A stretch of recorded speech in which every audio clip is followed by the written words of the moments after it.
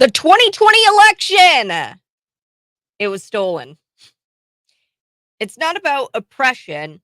It's about hating white people. Diversity, remember folks, it's code for anti-white. Diversity is a code word for being anti-white. Mass legal immigration destroys nations. Mass illegal immigration, it destroys nations. Demographic change, it changes countries. When you change the demographic, it changes the country. Guns prevent crime. Wars make politicians rich. These are statements that are true. The 2020 election, stolen. It's not about oppression. It's about being anti-white and hating white people. Diversity, it's a code word for being anti-white. Mass illegal immigration destroys nations. Destroys nations. Demographic change, it actually changes the country. Guns prevent crime. Wars make politicians rich. These are statements all true. Good morning. This is the Morning Buzz. We've got so much to get to. I've got a few stories I want to hit in the 6 o'clock hour, and then we're going to be visiting with Regan Deering in the 7 o'clock hour, and then Dave Shostokis at about 6:30. And then Sheriff Matt Lane is going to be calling in. We're going to get a recap of no cash bail. We are living in a no cash bail era right now in the state of Illinois. And, Democrats and leftists, they'll say, we're all still here. See, the purge didn't happen. But I'm curious, what has happened in McLean County in a post bail era where we're living in this no cash bail era? So we're going to talk with McLean County Sheriff Matt Lane about that coming up in the 8 o'clock hour. So you guys are going to want to stay tuned because I got some amazing guests.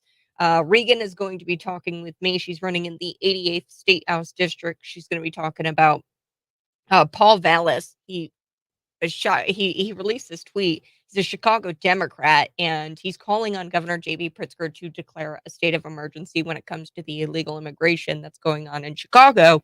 And he wants him to declare a state of emergency and then to house illegal immigrants all across the state in these National Guard armories. There's one in Bloomington Normal. There's one in Pontiac.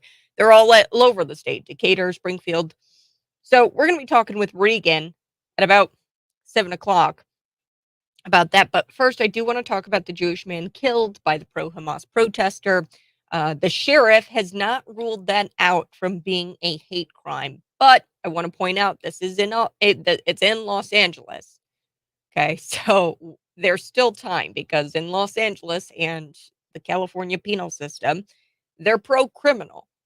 So I wouldn't be shocked if this guy gets a donut and a handshake from the mayor, this criminal, for killing this Jewish man at this protest, at this pro-Hamas protest. We're going to talk about that here coming up in just a little bit. The left's latest attempt of a bombshell on Mike Johnson is that he doesn't watch pornography. So the left is trying to find everything they can on Mike Johnson, and their latest attempt is kind of embarrassing because they're trying to say that he's a bad guy because he doesn't watch pornography, and I want to get into that here on the Buzz. Plus, the Nashville Police Chief, I've got more information. He's slamming the release of the Audrey Hale manifesto, and he vows to do an investigation, to get an investigation going until the leaker is found. So they're not upset, and they're not upset with the shooter, the trans shooter, not upset about what the manifesto said. They're more upset about the release of that manifesto. The general public had a right to know what was in that manifesto. Audrey Hale targeted her victims, and I'm sure there's going to be even more that comes out. This manifesto, we just got a tiny little sample of what it was. There was 3 pages. Now, we're told that she had like 20 plus journals, and there's possibly a video that she made prior to carrying out the shooting. So the Nashville Police Chief slamming the people who leaked this. Come on, Chief, do better. I do want to get to all of that here in the 6 o'clock hour. An elderly Jewish man was killed at a pro-Israel protest and a pro-Hamas protest. They clashed in the streets of Los Angeles. Okay, so there was a pro-Israel rally, and then there was a pro-Hamas protest to that rally, and it clashed in the streets here of Los Angeles. And the police announced that the incident is being investigated as a homicide. So we are looking at a homicide. Don't tell NBC that though. Similar to when an SUV murdered people attending a Christmas parade in Wisconsin. Here's the headline from NBC, and this is how disturbing our mainstream media is. The corporate journalismers are. They are disturbing individuals. Listen to this headline. NBC says man dies after hitting head during Israel and Palestinian rallies in California, officials say. He died. Like they say, man dies after hitting head. Well, how did he hit his head?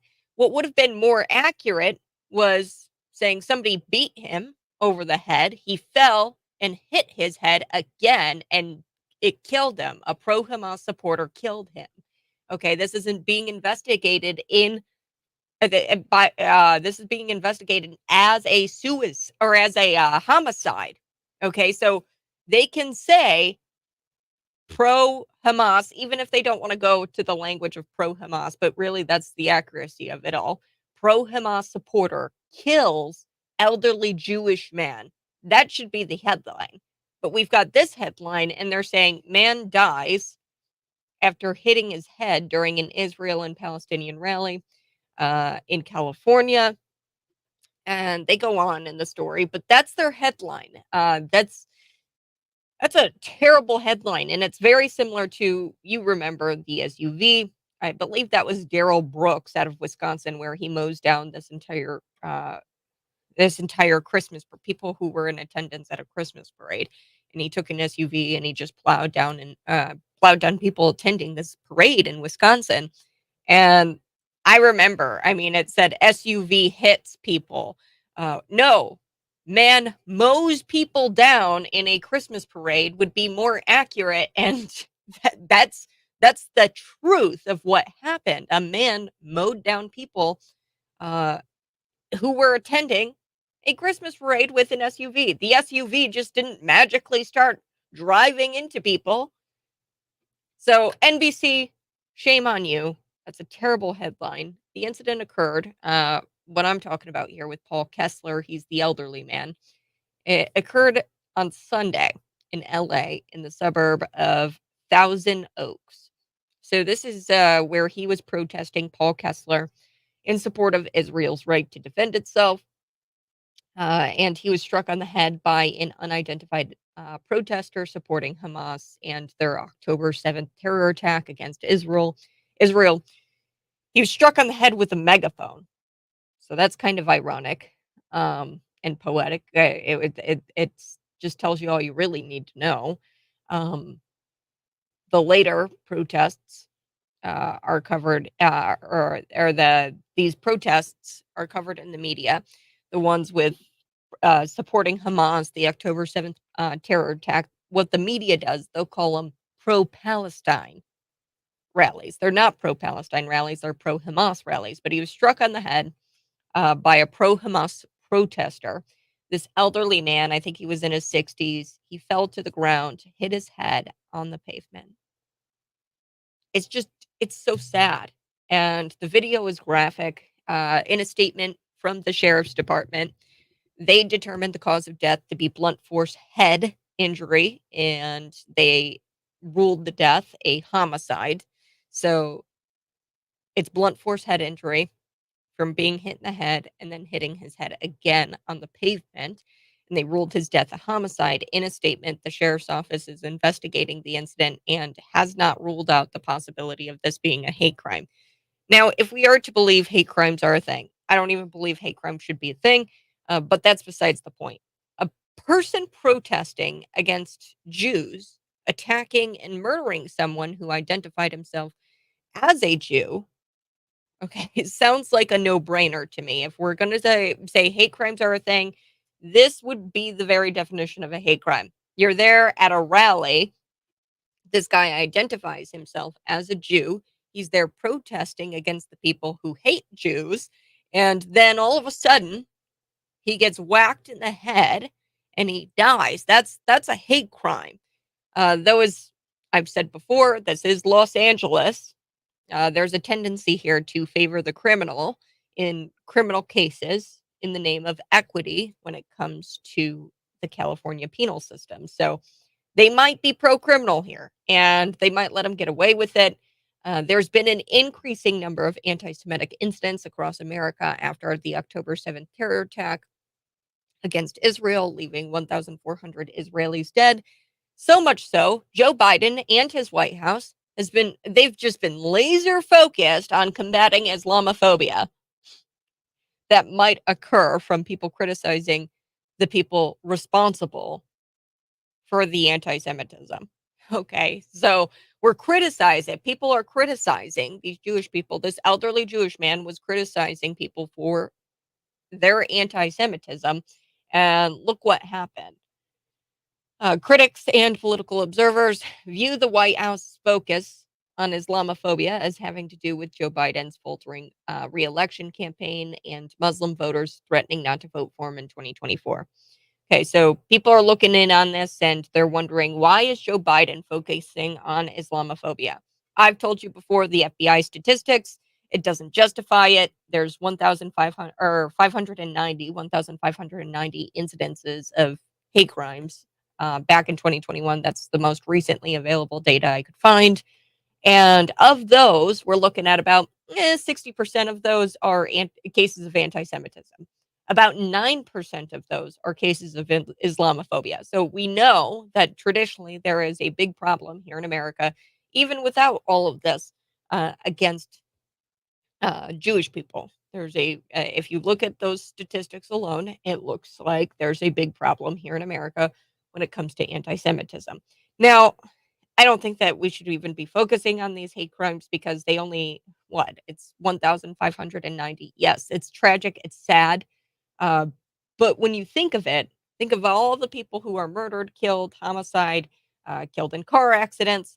When you focus on all of that, or kill or die of diabetes, or die of obesity, uh, cardiovascular problems, when you look at everybody who dies, right, and you break down those numbers, 1,590 incidences, that is a very, very small portion, accounts for a very small portion of the death overall in this country. But anyway, so Joe Biden laser focused on combating Islamophobia. It doesn't really make a whole lot of sense. People think it's because his reelection campaign sucks and he's worried that the Muslim voters are threatening not to vote for him. And by Muslim voters, I mean these liberal white women who vote on behalf of the Muslim people, or think that they're voting on behalf of the Muslim people. So even with his added focus on Islamophobia, he is still being accused of genocide by those voters, by liberal white women, by the radical left. He's worried he's losing his base, the radical leftists. Okay.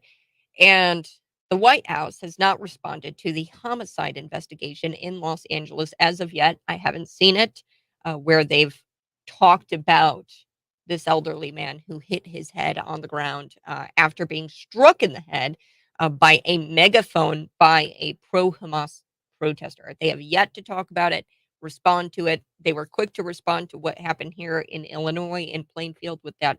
It was a tragedy. A boy, he died, and they ruled it, I think, a hate crime, and that he was targeted for for being Islamic. This little boy here in Illinois. Now, President Joe Biden did address that in this national address with to the people that wasn't live. He pretended that he was live. The White House said he was live, but it was riddled with jump cuts. He wasn't live, and he addressed the nation and he made mention of this little boy in Illinois, in Plainfield. So we're going to talk about Mike Johnson on the other side. They're attempting to turn him into a big bad wolf, trying to um, keep his family free of consuming pornography. That's his crime. And now the Rolling Stone is out there trying to say that Mike Johnson is big bad for doing that, for trying to keep his family free of consuming pornography, trying to keep himself from consuming pornography. So we're going to be back on the Morning Buzz, Cities 92.9. You can go ahead, see me live in studio. That's YouTube, Facebook, Twitter, and Rumble. Subscribe to my YouTube channel. Coming up at about 6:30, we're going to be visiting with Dave Shostokis. He's a well-known attorney, very well-known, and he's actually representing Pastor Stephen Lee. Pastor Stephen Lee is an Illinois chaplain, and he's being indicted alongside President Donald Trump in these trumped up RICO charges. So we're going to talk about it here with David Shostokis next.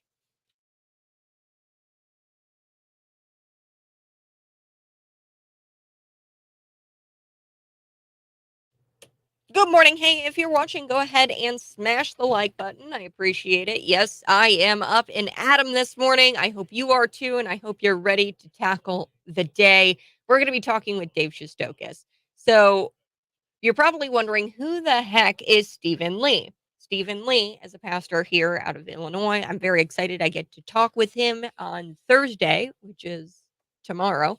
And programming note, I will be running a best of because I am going up out of town and I will not be back by Friday. So there will be a rerun on Friday. You guys are going to love it. I'm going to try to make it focused on um, veterans, as it is going to be Veterans Day on Saturday. And we observe it. Of course, there's a observance day on Friday, and then Saturday is actual Veterans Day. So, programming note, I will be out on Friday. I will be out on Friday. But we'll have great programming for you on the radio. I will be taking a break from YouTube. I might be able to post maybe an afternoon show, so stick around. But um, one thing that I did want to talk about this morning was Pastor Stephen Lee. So, Pastor Stephen Lee, an Illinois chaplain here who's being indicted alongside President Donald Trump. Trump was very upset in the courtroom. We are going to be talking a little bit about that this morning. He was very upset in the courtroom the other day. It was, I believe, in Colorado. I can't even keep up with all of his indictments anymore. But Stephen Lee, this is the one in Georgia, Fulton County, Georgia, where he's being indicted alongside, 17 other people or so in these RICO violations. So, what is RICO? Well, it used to be before Fannie Willis, big fat Fannie Willis, before she redefined the RICO violation or RICO law, the Georgia RICO law. It used to be you would commit two criminal acts. Now, criminal acts are very clear, they're defined. There's about 40 of them under the RICO Act, what you can do or what you can commit to be in violation of this RICO Act. Um, this is an act that was designed for gangsters, mobsters, things like that, to further a criminal enterprise. So you commit two criminal acts, two of them, and they're defined. There's 40 of them listed out in this RICO Act. There's 40 different crimes that you can commit. You have to commit two of those 40 crimes in furtherance of, and you have to prove this, of a criminal enterprise.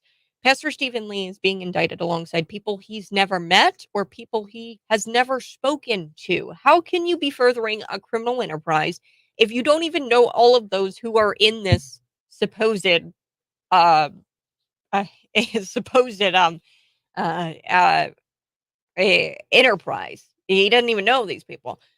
And then on top of that, Pastor Stephen Lee is being accused um, of committing overt acts, not criminal acts. So it's mentioned, I think it's like 160, over 160 times that he committed overt acts in furtherance of this criminal enterprise.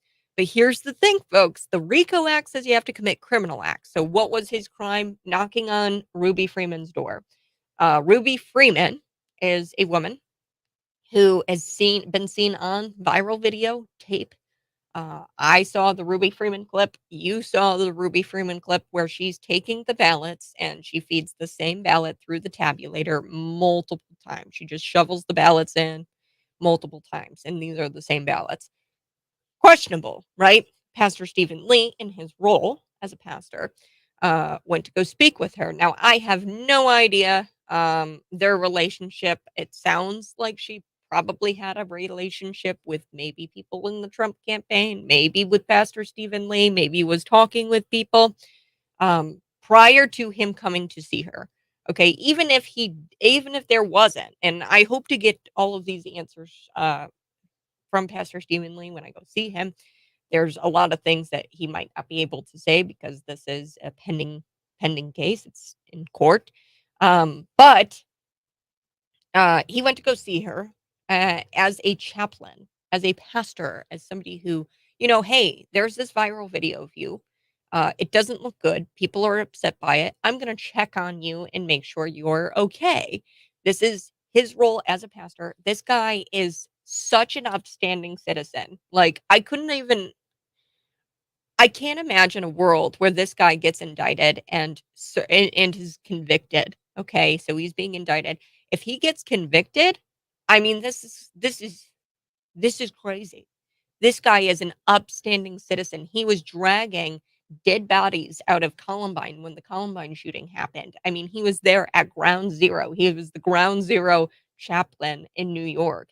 He's done so much good for not just Illinois, the United States, probably the world. Okay. So much good this pastor has done. An exemplary citizen. And if this guy can be indicted and convicted, and if he were to be convicted, which isn't going to happen, folks, because Dave Shostokis is a powerful attorney, and I think he's very good.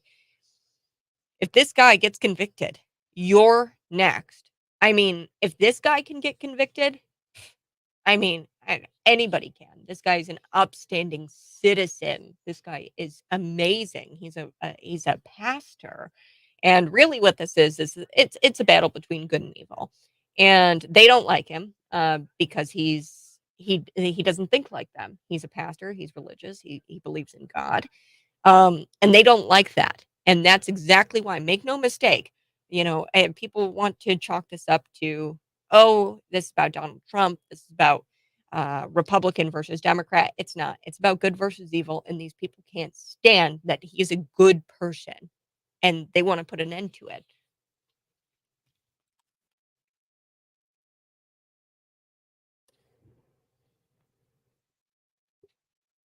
Ah, good morning. I've got a cup of coffee here. Grab a cup of coffee, pull up a chair, sit down, let's have a conversation. I actually went and I grabbed a cup of coffee this morning. I was lazy and I grabbed a cup of coffee through the drive-through. Speaking of drive-throughs, you won't believe it. Burger King. I've got this story. It's kind of sad, My brother, I think his first job was at a Burger King and he worked his way up to manager. It's kind of sad to see Burger King closing 6 more locations across the United States amid this push to cut 400 unviable locations.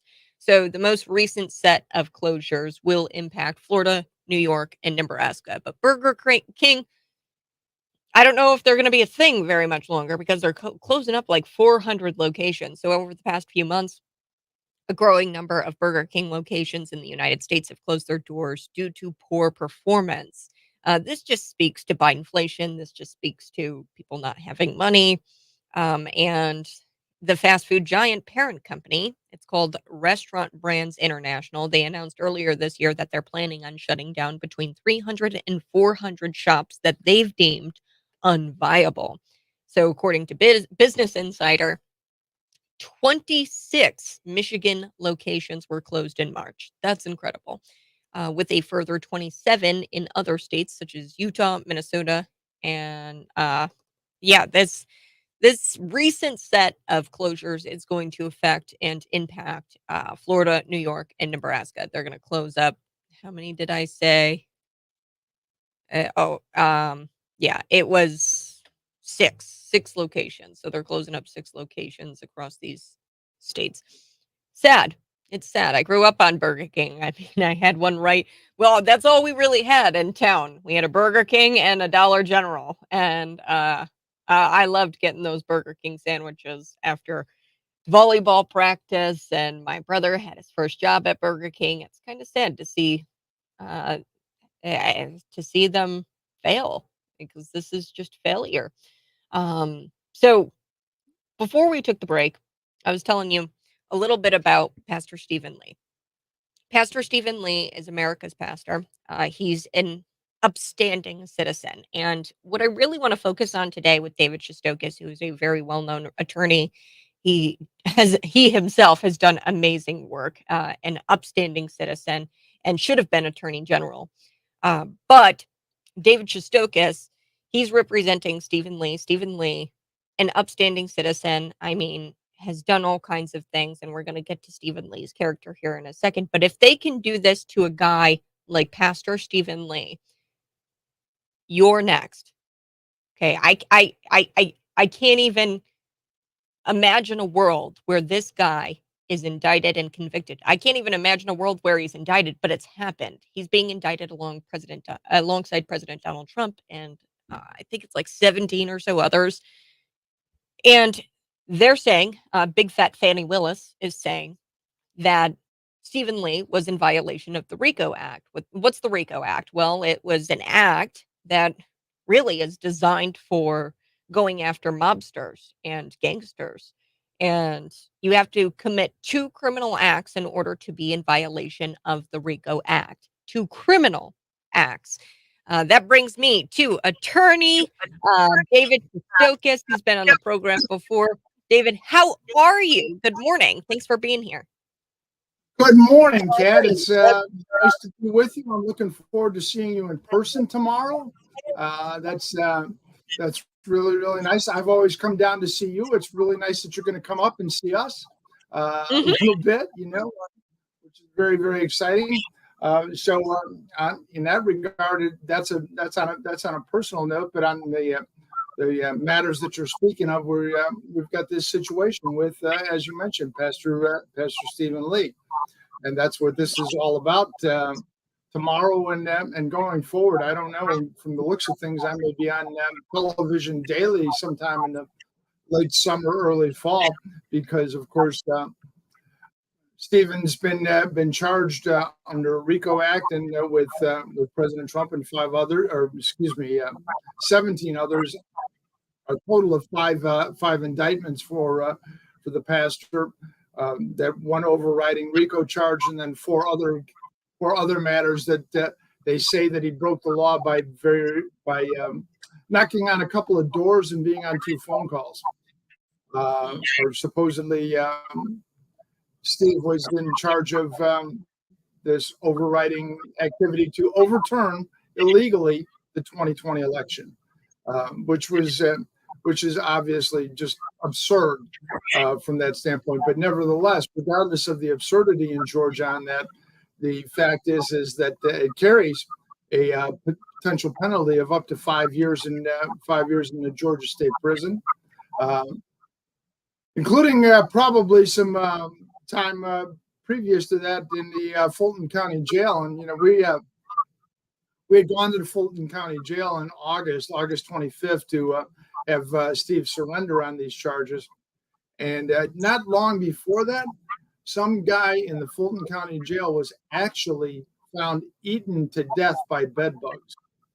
And this is the kind of place that they're trying to put Pastor Lee, who, as you so rightly called America's chaplain before early on, because Steve was a law enforcement officer before entering the ministry. He was a deputy sheriff in Mendocino County, California. Following that, he was a special agent for, then they called it NIS, Naval Investigative Services. Now it became famous on television as NCIS.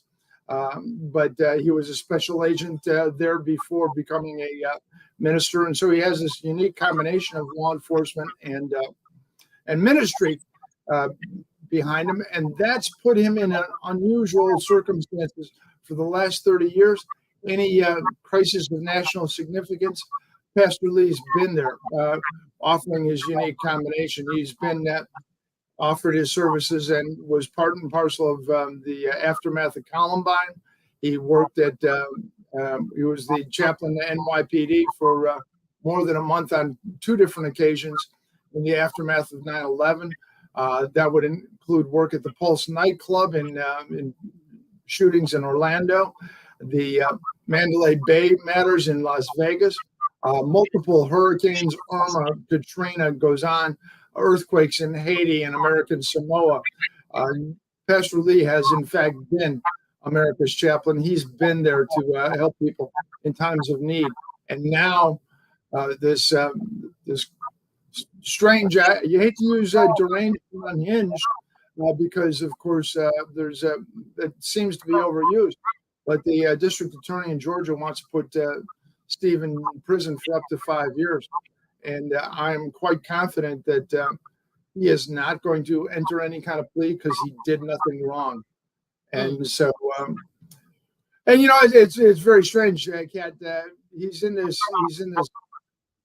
this case that involves President Trump, as you mentioned, but it's not just President Trump. It also involves some other well-known names like Mark Meadows and Mayor Giuliani and Jenna Ellis and Sidney Powell.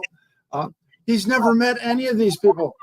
He's never met them. He's never been in the same room unless they were in jail at the time we were turning them in. He's never been in the same building as any of these folks, and yet they're saying he and two other folks in particular were involved in trying to get this Ruby Freeman to falsely testify that she was not involved in any kind of election shenanigans. Ruby Freeman, people may know, was found virally taking a big box of ballots out from underneath a table and starting to run them through a ballot counting machine after people had been kicked out of the Allstate Arena in Atlanta on election night, 2020.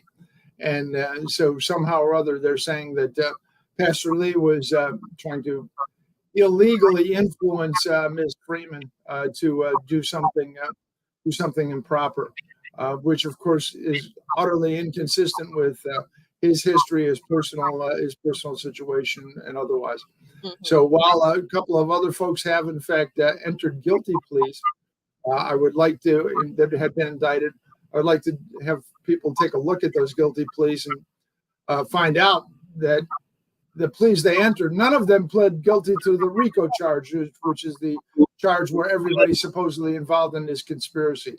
The rest of them were minor misdemeanors, all of which couldn't be expunged from their record. It just gives the government the ability to say, oh, President Trump is surrounded by criminals. But somewhere along the line, all these criminal records can be cleaned and expunged based on the pleas that were taken.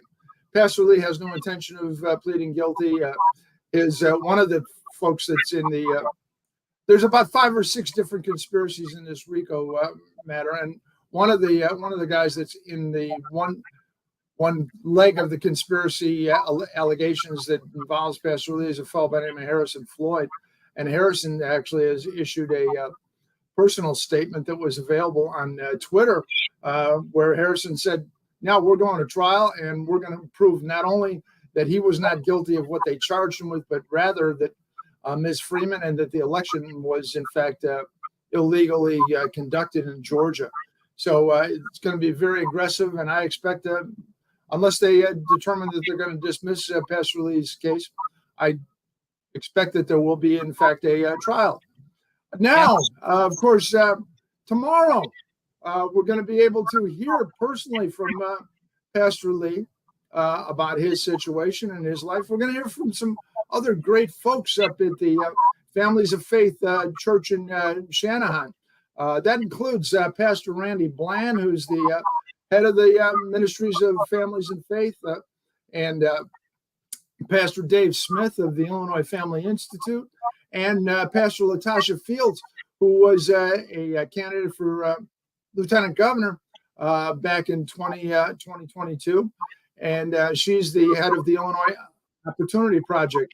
They're going to be talking about the weaponization of government against religion in particular. And it's going to be a very, very interesting presentation by those 3 pastors. It's going to be followed by Pastor Lee, in which you're going to be able, you and Pastor Lee are going to be talking about this in person before our live audience in the church.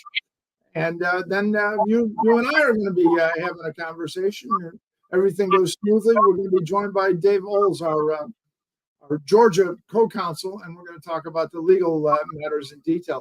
It's going to be a unique situation for people to actually learn what the danger, not just to Pastor Lee and the other 17 people that have been indicted in this, but the danger to each and every American in this case. I mentioned you've had me on a couple of times, and you've been covering this matter. But it's very, very interesting, Kat, that I have actually done interviews on this with folks from London and from Hamburg, Germany, and from Paris, France, and Australia, New Zealand. The reporters and journalists from around the world understand the danger that this case presents to the rights of Americans. And they also know that America is the place that they point to when they try and protect their own rights in their country. And they understand that if something bad happens to our rights here, it has a negative impact on the rights of everybody, not just these 18, 19 people, but rather actually all Americans, and not only all Americans, but it has a ripple effect throughout the entire world. You hate to talk in those kinds of terms. It sounds like you're being overbroad or overexcited about a situation, but the truth is unless we protect those rights here, in this case, in this matter, there's a danger to not just Americans, but actually, literally, it can ripple throughout the world. Hopefully, you got a question. I'm sorry, Kat. No, this is all helpful, and you're so right. This is going to ripple throughout the world. If Pastor Stephen Lee is convicted, I just don't want to see a world like that. Because I have this question. So he's caught on body cam footage. So they're trying to get him on these overt actions, which is, it could be as simple as making a phone call, knocking on a door. He shows up to Ruby Freeman's house. He's on body cam footage, and he says, "Look, I'm a pastor. I'm working with some folks who are trying to help Ruby out." So he identifies himself as a faith leader to the police when the police come, when he's at Ruby's house, and he says, I'm working with her and I'm a faith leader. So they cuff him anyway. They are indicting him anyway, even though there's footage of him saying that, "Hey, I'm offering her assistance as a faith leader." So what's the significance there of that body cam footage where he says, "Hey, I'm trying to help her out"? I mean, I think that that's big for Christians. If you're a Christian, I mean, your whole job, your whole mission is to convert those to Christianity or to help people who are struggling. This was a viral video of her taking out ballots and feeding them through the tabulator multiple times. So this woman was coming under fire from, I mean, just look at the Twitter thread, right? This woman was blasted on social media for doing this. And I think he was just looking for some questions to be answered, or even really just truly trying to help her as a pastor, and getting her to have a come to Jesus moment and answer some questions. I think that everybody has, if you watch the video. Anybody in their right mind would be like, well, that's kind of odd. I've got questions about that. So your thoughts, David? Well, again, Pastor Steve has this unique combination of experiences between being law enforcement and having the ministry background, and that has taken him to every place in America where there's been chaos in the last 30 years. And so it's not unusual for him to be in this place, in this circumstance. But I would also mention that the charges against him have to do. They're saying that he was trying to get her to do something illegal. And by the way, he never ever had any contact with Ms. Freeman. She never answered the door. The phone calls he's on do not involve her. The phone calls he's allegedly on do not involve her. So it's very interesting. He never had contact with her. And of course, relative to the whole RICO thing, this overarching criminal conspiracy, he never had any contact with any of the famous players that are in this case. And so it's all befuddling, Kat. But in terms of people knocking on folks' doors, this is like a First Amendment protected right to for freedom of association, freedom of speech. There's 5 freedoms in the First Amendment in terms of religion and speech and press and assembly and the petition the government for redress of grievances. As we'll talk about tomorrow night, all 5 of those are adversely implicated in this prosecution, not just for Pastor Lee, but as you spread it across the entire group, and it will adversely affect all of our freedoms. And so I don't know what they're trying. It's clear what they're trying to do. What they're trying to do is not achieve justice. What they're trying to do is damage President Trump and make every effort to take away the people's ability to vote for him next year. It really has nothing to do with justice. It has everything to do with politics and why they cast such a wide net. In terms of Pastor Lee, back in 1 year ago now, he was they had sent out a subpoena from the special purpose grand jury in Georgia to have him come and testify, so people understand the authority of a grand jury to compel testimony ends at the borders of the state, in which case they have to get a judge in the location of the residence of the individual that they want to enforce a subpoena. And so they sent their subpoena to Kendall County, Illinois, which is where Pastor Lee lives. And ultimately, after several hearings, the judge in Kendall County said they haven't presented enough evidence that Pastor Lee is even a witness to anything in this matter, let alone a defendant. And the judge in Illinois denied the request to compel his testimony in Georgia. And so that was November 22, and then August 14th, August 14th, late in the evening, when I woke up on August 15th, because I was now his counsel of record in the Kendall County matter, my phone was blowing up to find out that he'd been indicted.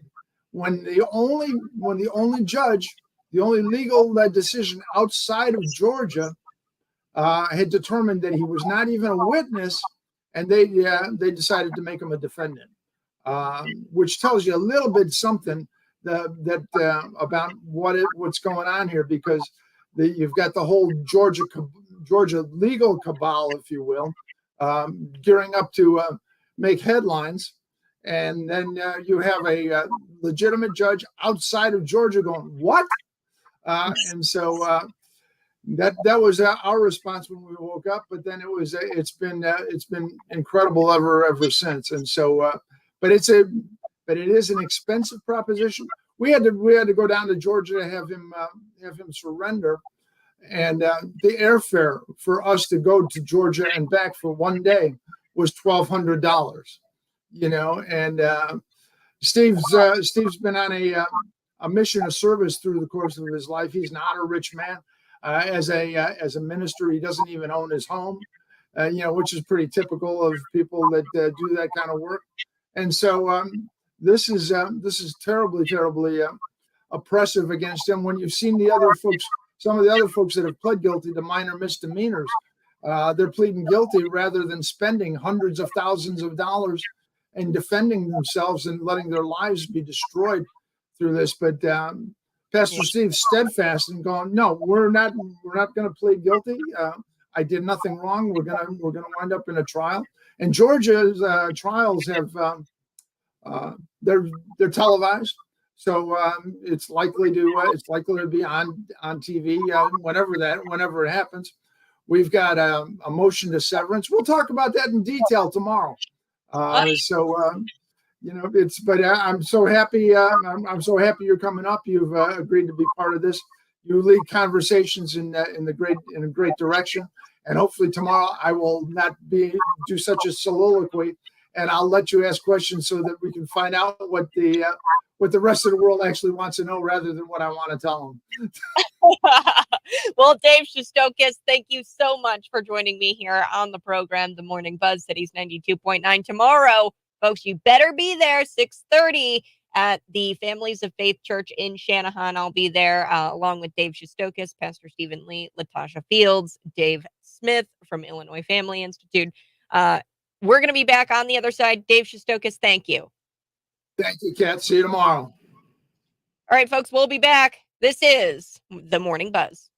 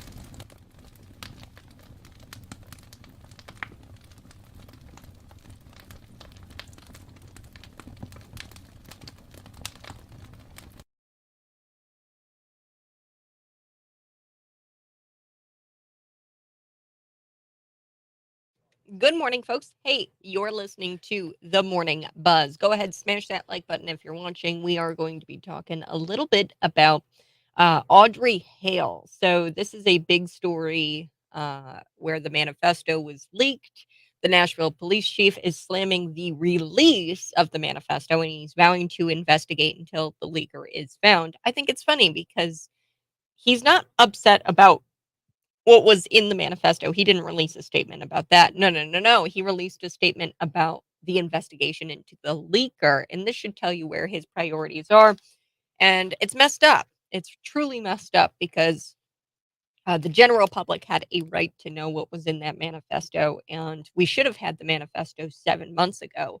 Audrey Hale committed this shooting in March of 2023. We're back. The left's latest attempt of a bombshell on Mike Johnson is that he doesn't watch pornography. Yes, I had to check my notes on that for some odd reason. The media thinks that it's a bad thing that he doesn't watch pornography and that he and his son actually actively try to keep each other accountable to where they don't watch pornography. And the Rolling Stone is attempting to create some sort of bombshell on Mike Johnson as if this is like a bad thing that he doesn't watch pornography. So we're going to talk about this bombshell on Mike Johnson that the left has got and the Nashville Police Chief slamming the release of the Audrey Hale manifesto. He didn't release a statement about the manifesto itself, what was in the manifesto, how disturbed he might have been by it. No, no, no, no. He's upset because there was a leaker who leaked the manifesto that the general public should have gotten 7 months ago. We're back on Cities 92.9, 7 o'clock.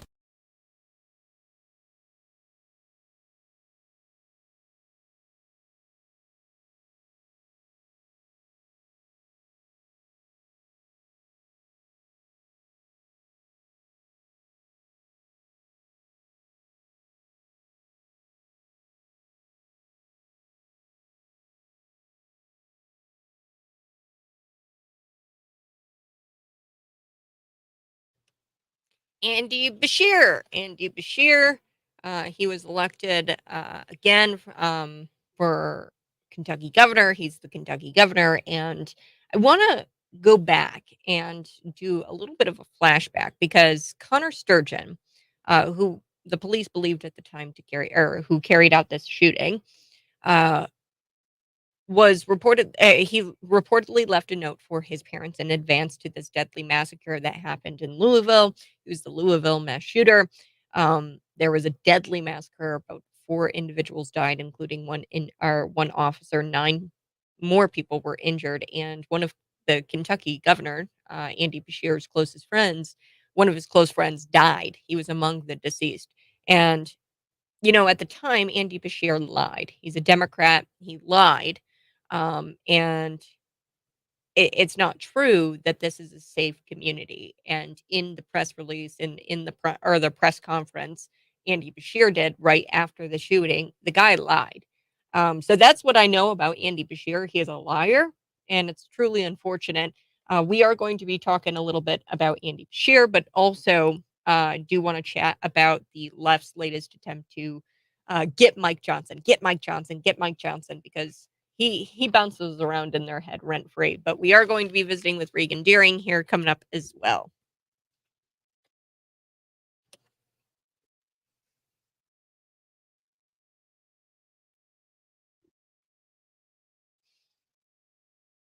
Woo! Good morning. This is the Morning Buzz. The left's latest attempt of a bombshell on Mike Johnson is that he doesn't watch pornography. Yes, I had to check my notes, double check it. Yes, they are trying to get Mike Johnson on this. They think that it's just such a big deal that he doesn't watch pornography and that he tries to keep his family free of consuming pornography.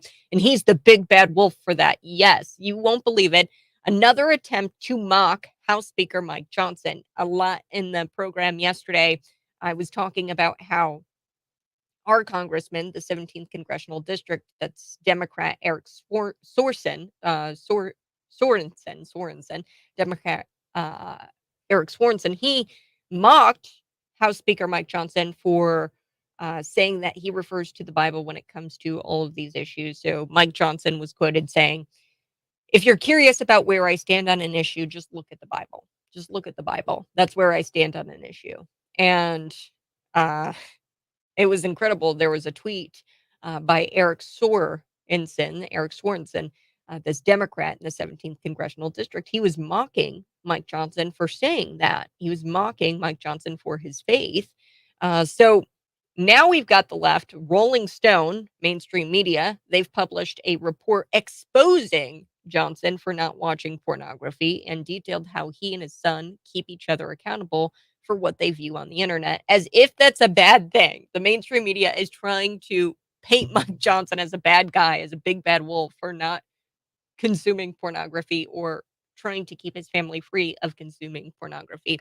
So we're going to get to that here coming up in just a little bit. But I have a very special guest, Regan Deering. She's running in the State House, District 88. That's the 88th district. And I love when Regan joins me because she is a firebrand and she is a mom. And I wanted to talk with her about this specific tweet I came across. It was Paul Vallis, and Paul Vallis, he said he's calling on Governor J.B. Pritzker, Regan, to declare a state of emergency. And he says this in his tweet: with the city's disastrous handling of the migrant crisis, the illegal immigration coming up to Chicago, Pritzker should declare a state of emergency and cap the number of new migrants while using National Guard with its 50 armories and state police to screen and temporarily house migrants before determining a final destination. So what Paul Vallis wants is Pritzker to call state of emergency, then ship all of the migrants that we've got going on in Chicago and God knows where else. He wants to house them in our National Guard armories. What's the problem with that, Reagan? Well, good morning to you, Kat. Good morning. Morning. Good morning. Yes, as a busy mom, it is witching hour here at home. Girls off to school, dogs up and ready to get going. But I'm happy to be joining you. So thank you for having me. What is wrong with this tweet is so many things. There's a lot to unpack here. Primarily, Chicago's migrant crisis is of their own creation. Bad politicians who have adopted a sanctuary city status and are now unprepared for what has arrived at our front door here in Illinois. The border crisis has come to Illinois. And so, Paulus Vallis, who has a lot of power in the Democratic Party, suggesting this idea is sort of what Democrats do. They put it out into the universe and they try and see what kind of feedback they're getting. So I'm calling on all citizens throughout the state to get in touch with our governor, get in touch with your local officials and say, deniably, no, we are not going to take in migrants as a result of the failed policies in Chicago. Decatur and Bloomington are listed as armories on the map shared by Paul Vallis, which is right here in the heart of the 88th district. So it's important that we recognize that we have crises of our own. We have citizens of our own to take care of here in our small communities. So it is important that we're bringing attention to this issue. Well, and I'm curious, here in McLean County, and I've got a clip here, I'm going to pull it up, of Mike Johnson. He's on the House floor. I think he's being questioned, and these sanctuary cities, which actually give illegal immigrants voting powers in municipal elections. So that's something that we've got going on here in Bloomington and in Normal, where I think definitely in Bloomington, I've got to double check here, but where we've got ordinances where illegal immigrants can vote in our municipal elections. So my question to you is, what is going on here? What's the end goal? Have you heard of something called replacement theory? Because more and more, I think the Democrats are for housing illegals here. Why don't we just deport them? Paul Vallis, he's talking. Yes, I agree with you, Paul. There is a crisis. And it is a disaster what's going on in Chicago. I mean, there are illegal immigrants who have scabies. This is a disease that I thought we eradicated, but it's back and it's in the Chicago O'Hare Airport. It's in our Chicago police stations and it's coming to Bloomington Normal. And, replacement theory. Do you know what that is? Have you heard of it?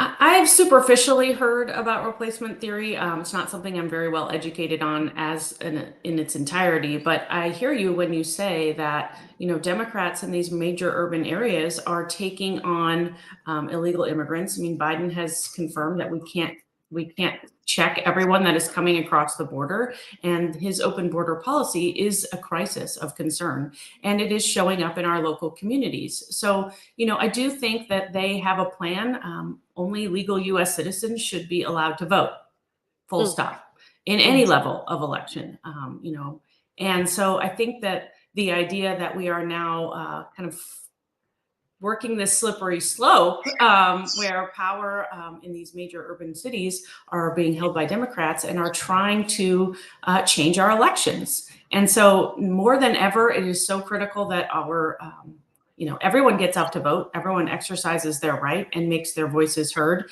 I want to talk about something you mentioned earlier, which Paul Vallis is suggesting a state emergency. By no means should we be giving Governor Pritzker emergency powers. We saw what happened over the last several years during the COVID pandemic crisis. What happens when he gets unchecked power at the state? He shut down our schools. He closed businesses. He forced people to stay home and get sicker. There is just absolutely no way that we can stand for another executive order and emergency powers from Governor Pritzker. Right. And how does that kind of work with the legislature? And I was talking with somebody about this, and I didn't even really know what to say. Will the legislature have some sort of say in that state of emergency? And does it come to a vote? It should. It should. The state legislature does have that power. And unfortunately, the governor has Democratic control in the legislature, and they seem to want to appease him and his agenda for Illinois. And we've got to have conservatives stand up and start speaking out. We have, I've caught some of the news this morning about votes that happened across the country yesterday. It wasn't a great day for Republicans in a lot of places, and voter turnout continues to be low. We have been talking about in just my state house race, the importance of the grassroots effort of getting people to the polls, of making a point of saying we have to get engaged. We can't sit on the sidelines anymore and think someone else is going to get out and vote for us. If you're a small business owner, if you're a parent, these issues matter. And if we don't let our elected officials know, and we don't put great candidates who are going to stand in the gap into office, we're going to continue to have bad policy here in Illinois. Right.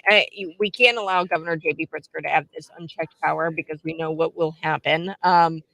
Now, what could you do as a legislator? So me here in Bloomington, or Bloomington Normal, I just can't stand the idea, and I don't think that it's constitutional, and I think it's wrong that we have illegal immigrants. You mentioned low voter turnout.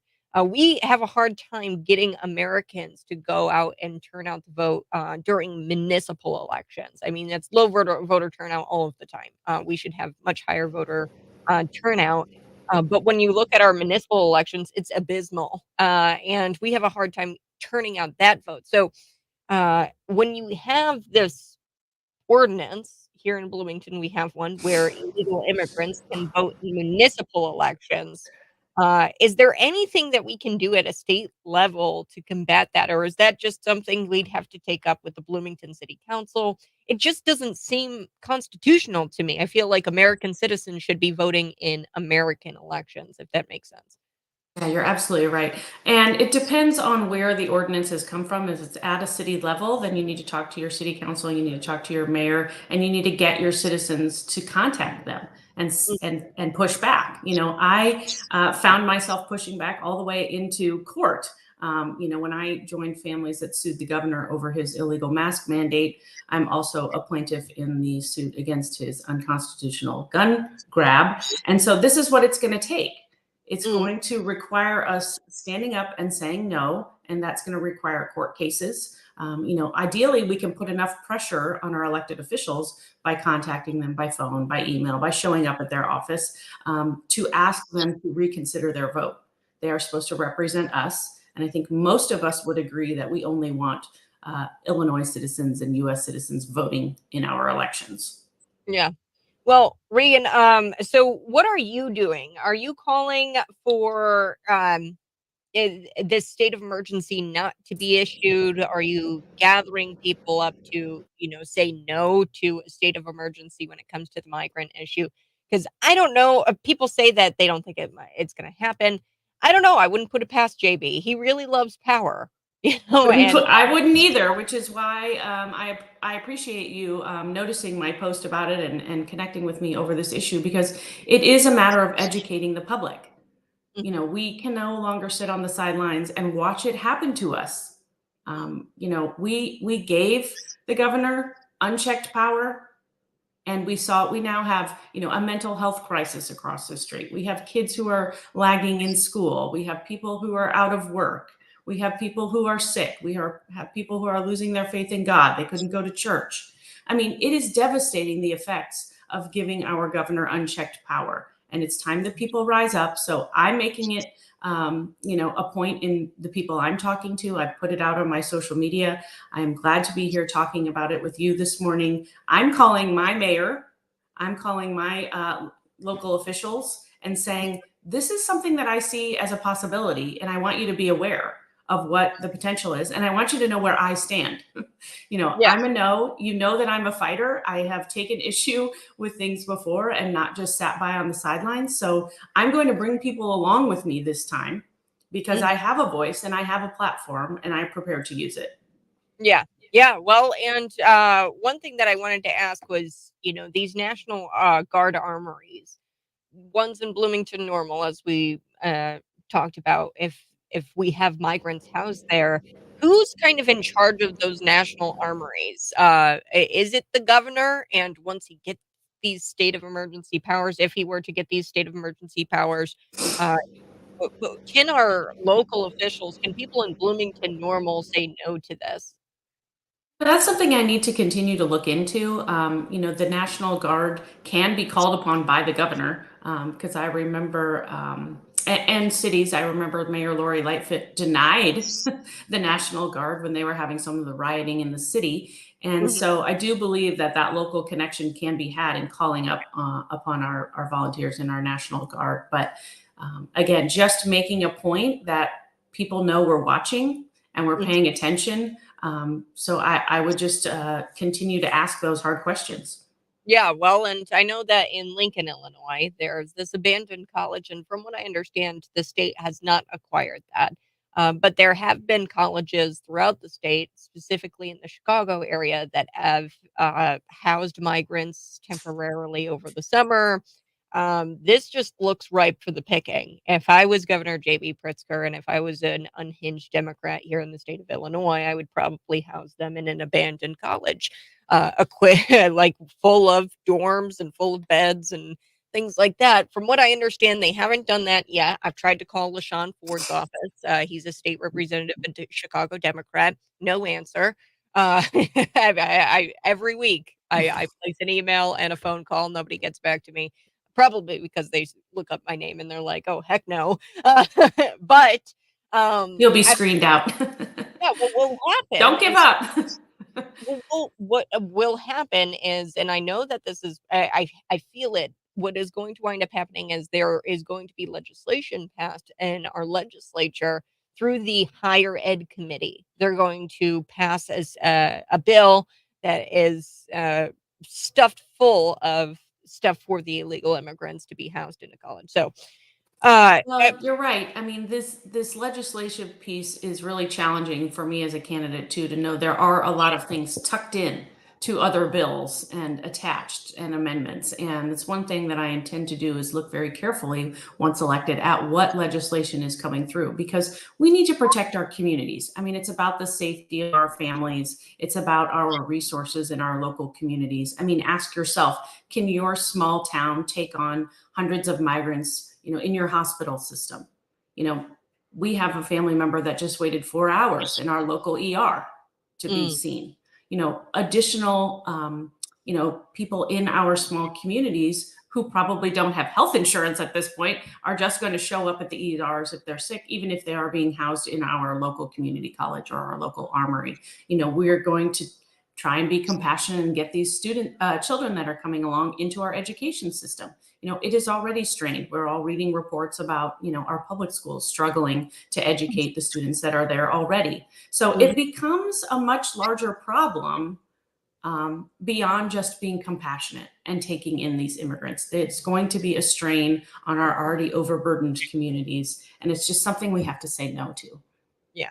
Regan, thank you so much for joining me here on the program at Cities 92.9. I love Jody. She says, Regan is so right. No unchecked powers for Governor J.B. Pritzker. Jody, I am in Fellow agreement.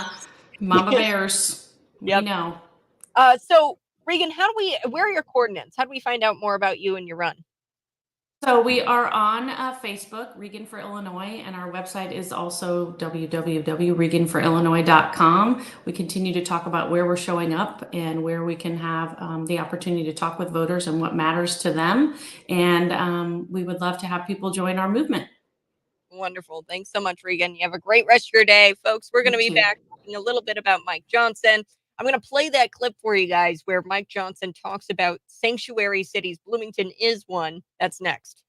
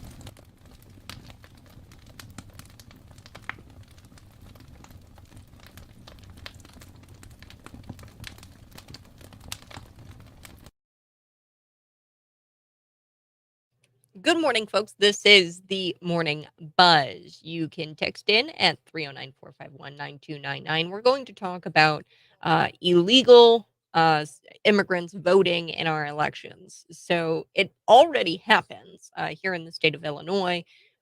We have implemented laws in recent years that automatically register people to vote when they visit DMVs.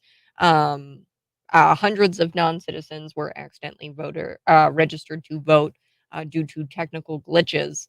But at least 16 non-citizens in Illinois cast a ballot because of out of confusion. So this actually happened in 2020. There was a mistake where Illinois automatic voter registration systems risk deportation uh, for some migrants. So we're going to talk about that here on the Morning Buzz, the city's 92.9.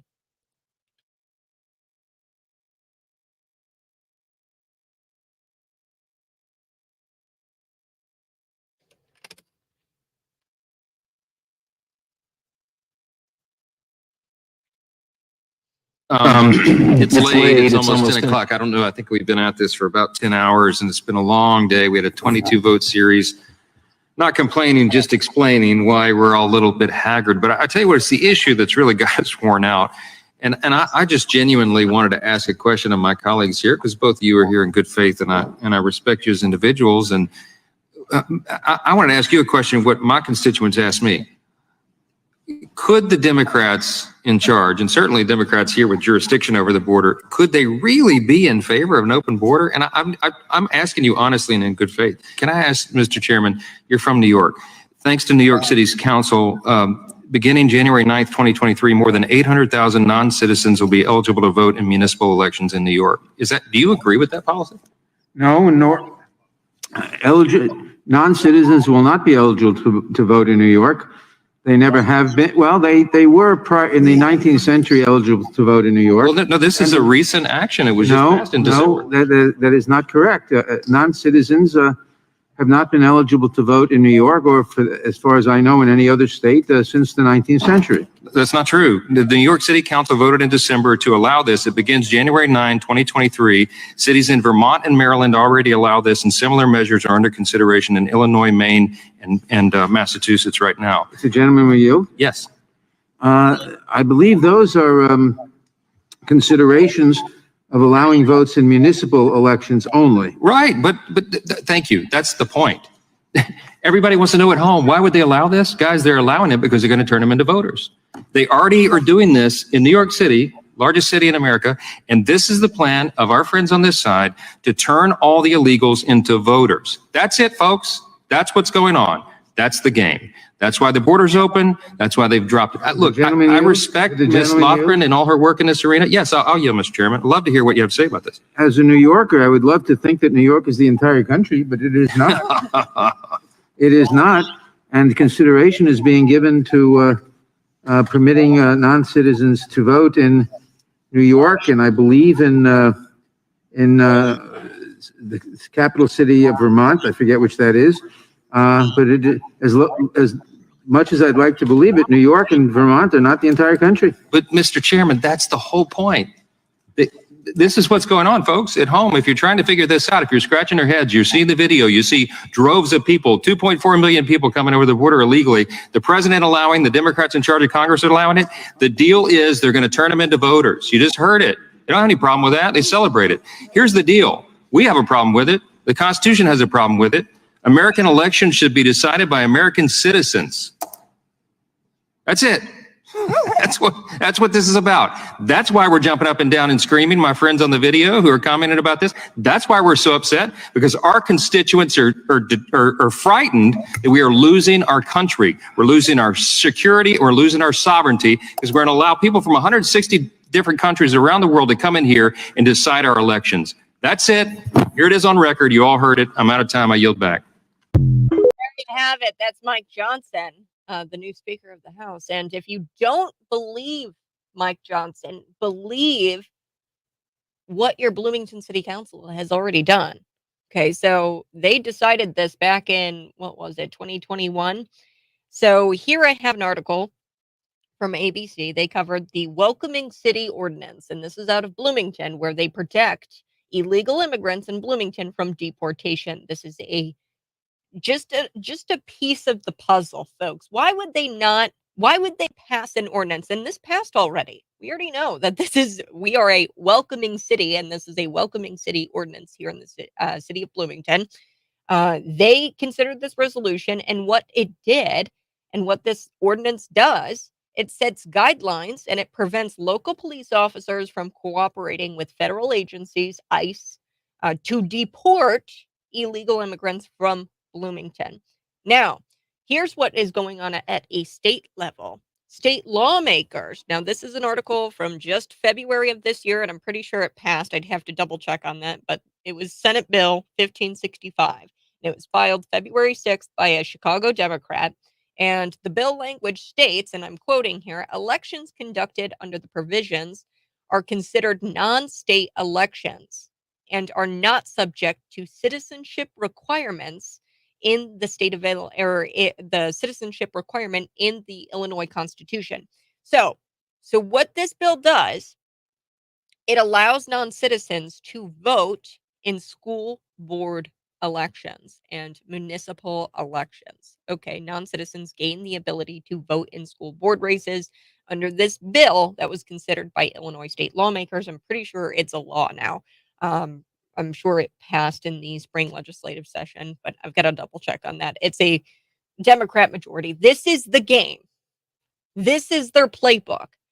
Welcoming cities. We're going to make it impossible for our local police department to work with ICE to get these guys deported from Bloomington. We're going to make it hard for our local police to work with the federal agencies to deport these people. So we've made it impossible for them to be deported, the illegal immigrants. Now, what we're doing in the state of Illinois, I'm pretty sure this is already passed. I got to double check, but non-citizens have the ability to vote in our school board races. And what this Senate bill did, it says that, elections conducted under the provisions are considered non-state elections. They're trying to say that school board races, municipal elections, that these aren't state elections and that these elections aren't subject to the citizenship requirement in the Illinois Constitution that says that you have to be a citizen in order to vote in state elections. They say that because these aren't state elections, she's redefining what a municipal election and school board race is. This Senator Selena, she's a Democrat in Chicago. She filed the bill. So wrong. That's not true. It's an election conducted here in the state of Illinois. It's unconstitutional to allow non-citizens to vote in school board races and in municipal elections. They're already doing it. So you're scratching your head, like Mike Johnson said, at home, and you're wondering why are there 25,000 illegal immigrants shipped into Chicago? Why are Democrats wanting to house these immigrants in these national armories and have Governor J.B. Pritzker declare a state of emergency in order to get these immigrants housed in colleges and National Guard armories and police stations? Why are they pushing for all of this? It's because they're turning them into voters via legislation, and it's right down to your city ordinances, folks. Bloomington did it two years ago. They passed an ordinance that said, hey, local police department, don't work with ICE to deport these people. It's all there. Speaking of Speaker Mike Johnson, I do want to talk about this latest attempt to mock him. We've already got Eric Sorensen. He's out there mocking him because Mike Johnson said something to the effect that, hey, if you're curious about where I stand on an issue, just look at the Bible, read the Bible, and you'll know where I stand on issues. And Eric Sorensen, he made fun of Mike Johnson on his Twitter page, on his Twitter account, and was mocking Johnson for his faith, discriminating against him really for his faith. So this is yet another attempt to mock House Speaker Mike Johnson. The left has attempted to turn him into this big bad wolf for trying to keep his family free of consuming pornography. Yes, you heard me correctly. Let me double check my notes. The Rolling Stone, they published a report, quote, exposing Johnson for not watching pornography and detailed how he and his son keep each other accountable for what they view on the internet, as if this is a bad thing. Like, oh, we're exposing Mike Johnson now. This is the second attempt from leftist journalists, journalismers, these corporate journalismers. They're trying to defame, they're trying to attack, they're trying to mock politicians like Eric Sorensen. They're trying to mock, defame Johnson. And this has been less than a week or so that he's been speaker. Just a recap for you before I get into the Rolling Stone report. The Daily Beast, they published a report, and I did this earlier in the week or last week sometime. The Daily Beast, they published a report revealing that Johnson has not reported a checking or savings account in his name, nor in his wife or children's names during his short time that he served in Congress so far. So there's a little caveat here where individuals are required to file a financial disclosure statement once they qualify as a candidate by raising or spending more than $5,000. So you have to raise or spend more than $5,000 as a candidate in order, and then that trips the requirement to file a financial disclosure statement. So, in other words, the Daily Beast is furious that Johnson isn't rich enough or corrupt enough or both to report this $5,000 because he probably doesn't have it. He's served a very short time in Congress, so he probably hasn't raised $5,000 yet.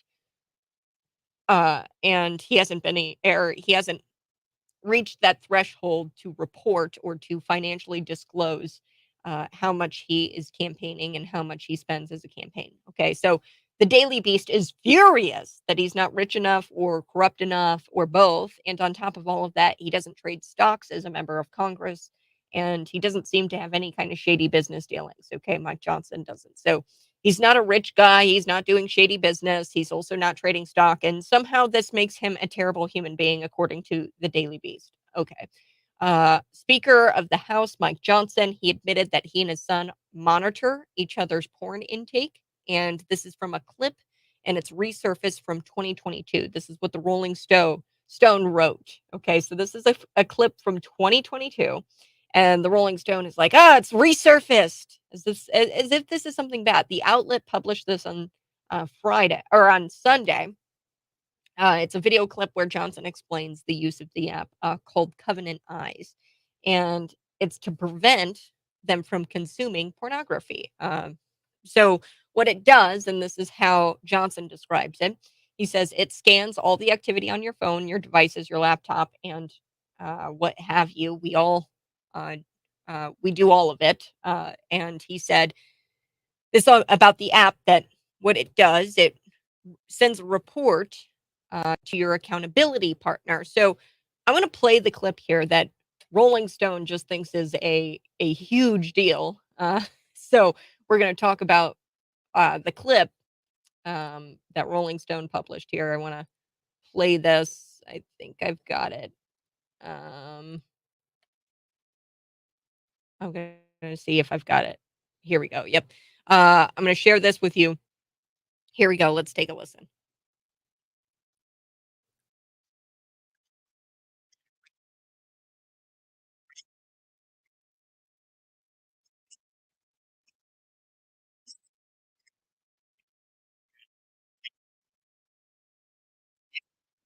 I mean, the Bible apps we all love, we broadcast our services, on our social media, and there's some very positive things, but there's also, as Clint's pointed out aptly, some really dark things. So Covenant Eyes is the software that we've been using a long time in our household.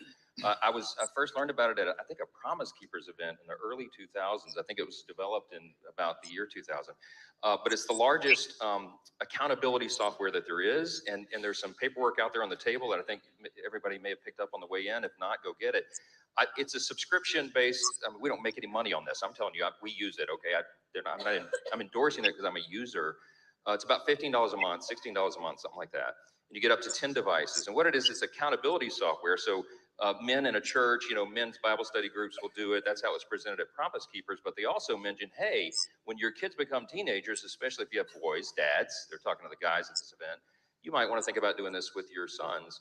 And so we've been doing that. And so what it does real simply is it has an algorithm and software. It's way above my head how it works, but it scans, you obviously opt into it, but it scans all the activity on your phone or your devices, your laptop, tablet, what have you. We do all of it.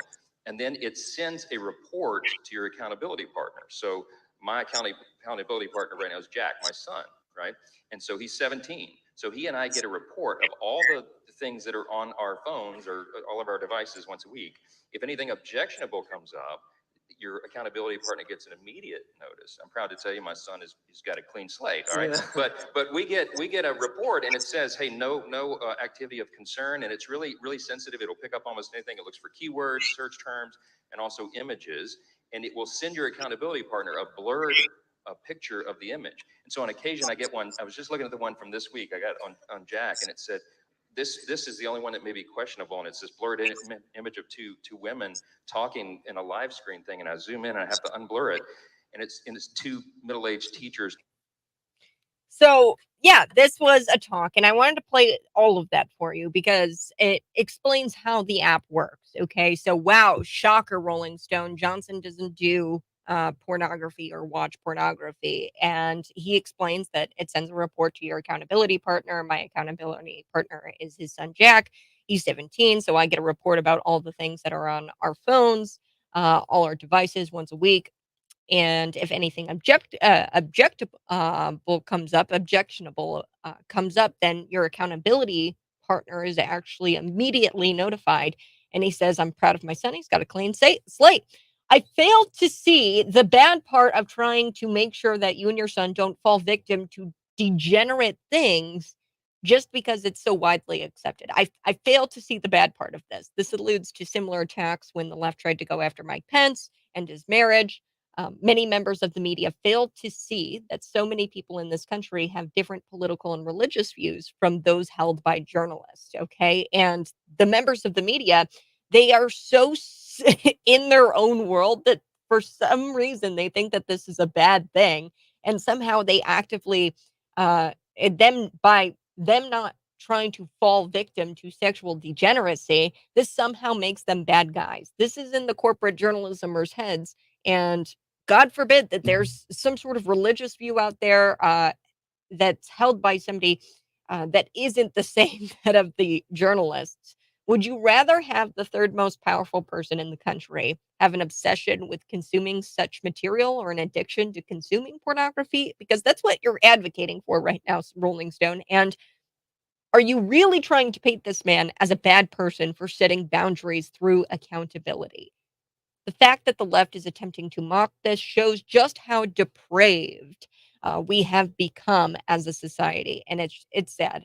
We are going to be taking a break. I'm going to be back talking about the Nashville Police Department. They released another statement condemning the leak of the trans shooter manifesto. Steven Crowder released this manifesto on his show on Monday. So I've got more news on that. Coming up next, Cities 92.9. See me live in studio. That's YouTube, Facebook, Twitter, and Rumble.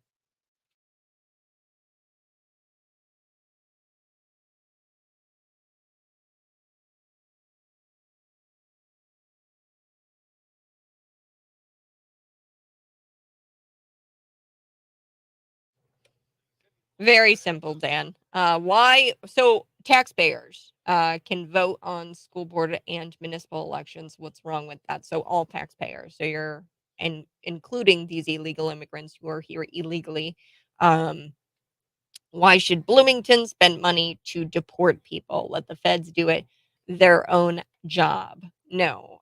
So illegal immigration. Okay, non-citizens.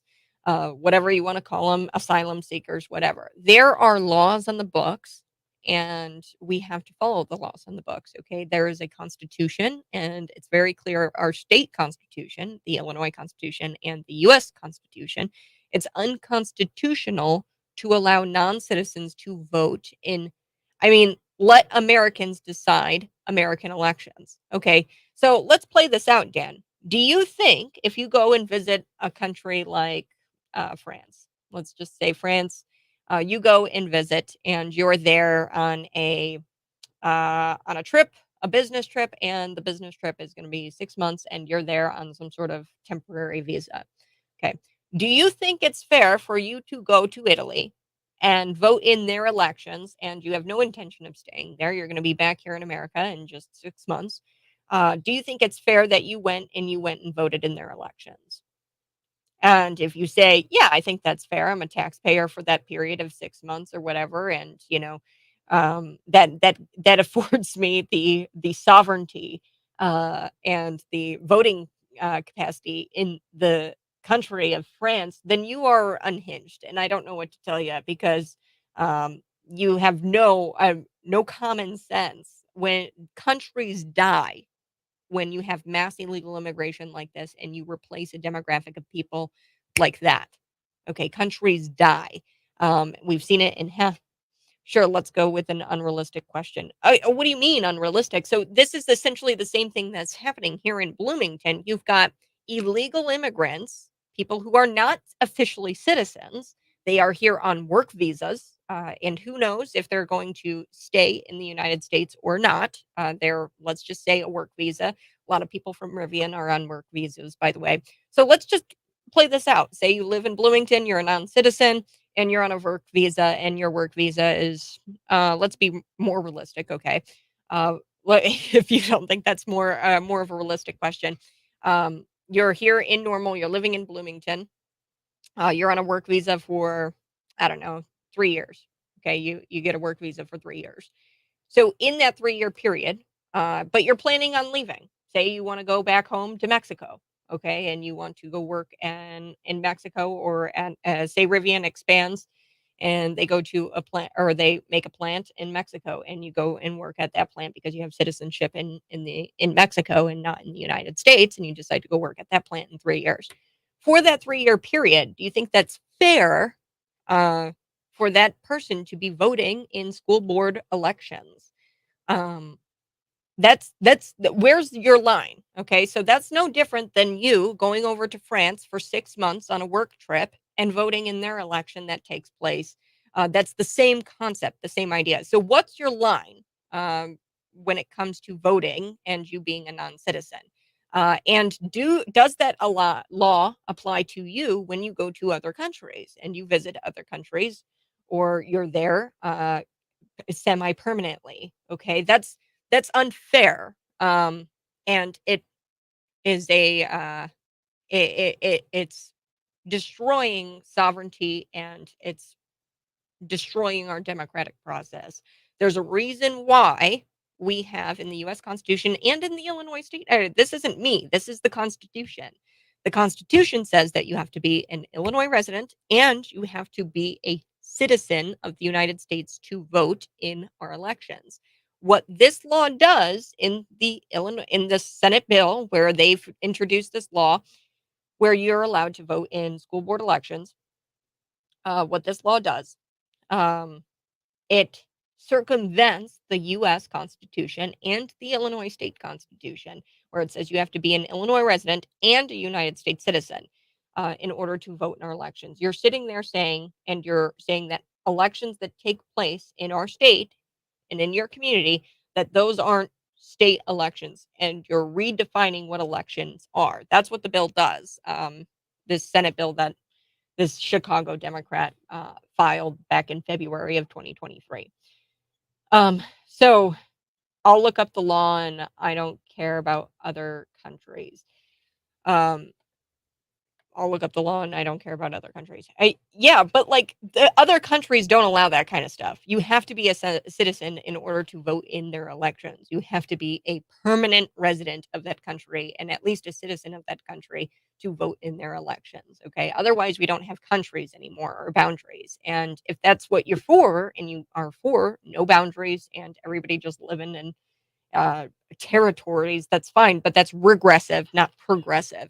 And we've tried that before and it didn't work.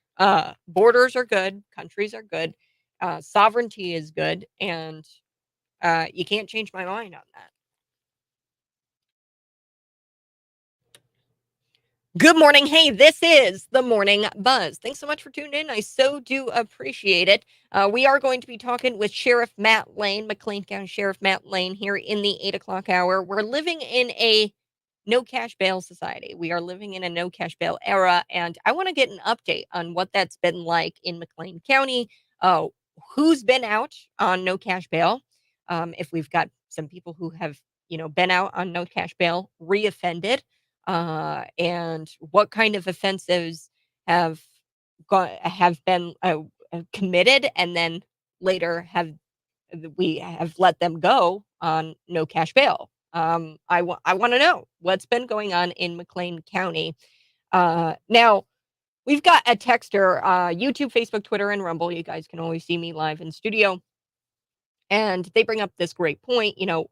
Um, so all taxpayers can vote in school board and municipal elections. What's wrong with that? So he's referring to all taxpayers, including illegal immigrants, which is technically true. If they're spending money here in the city of Bloomington, then they are taxpayers because they have sales tax and they pay taxes, right? If they're living in Bloomington, then they are paying taxes.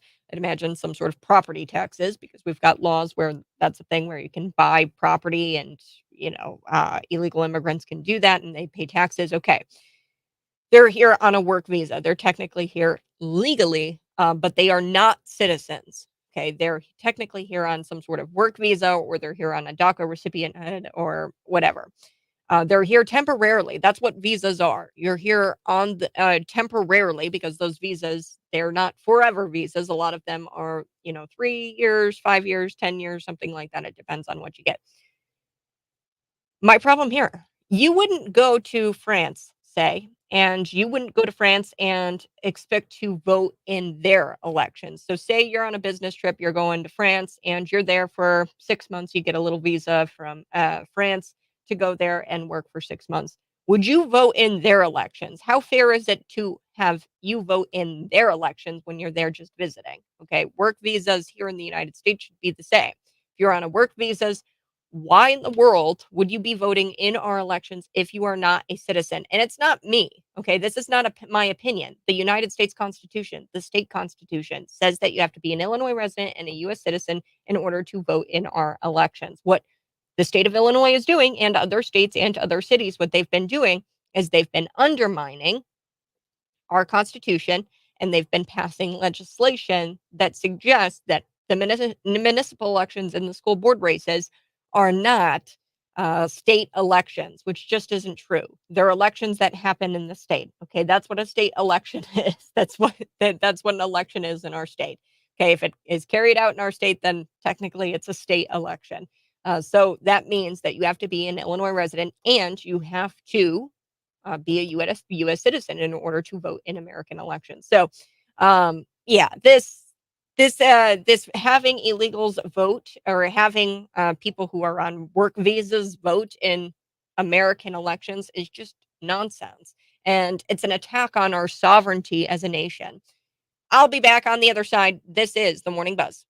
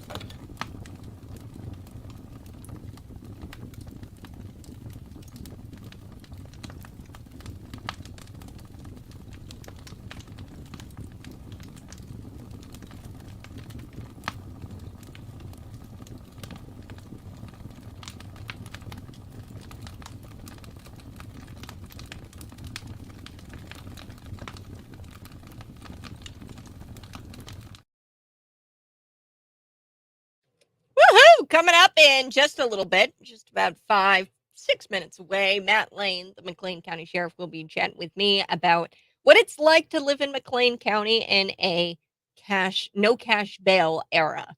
Okay, everybody was like, "Oh, the purge is going to happen. The purge is going to happen." Maybe not. Maybe it's not as crazy as we thought, but I really want to know who's been let out in McLean County since this no cash bail has started. That's next on the buzz.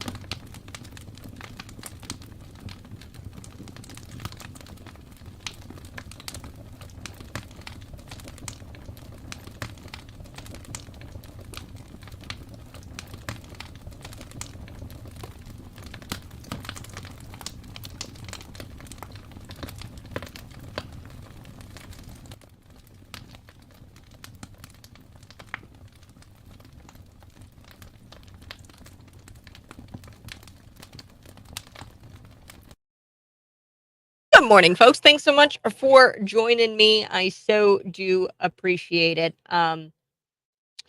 Yes, I'm not saying that there's not other countries that don't have these special provisions to vote, other than citizens. So non-citizens in France can probably vote. I'm sure that there's provisions, but my whole thing is that right? Is that okay for you to go to a country, visit it for 6 months, vote in their elections, come back to this country? Is that fair? No, anybody in their right mind with common sense would say that's not fair because you're not living with your choices. You're not having the consequences of your actions, which is voting. When you attack sovereignty in this way and you attack this democratic process where non-citizens can vote in countries that they don't have citizenship in, okay?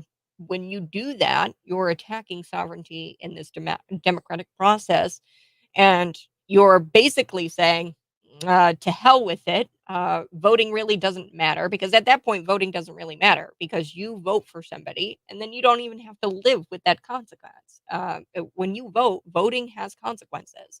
And what these laws are doing, it's proving that they don't really care about what your vote means.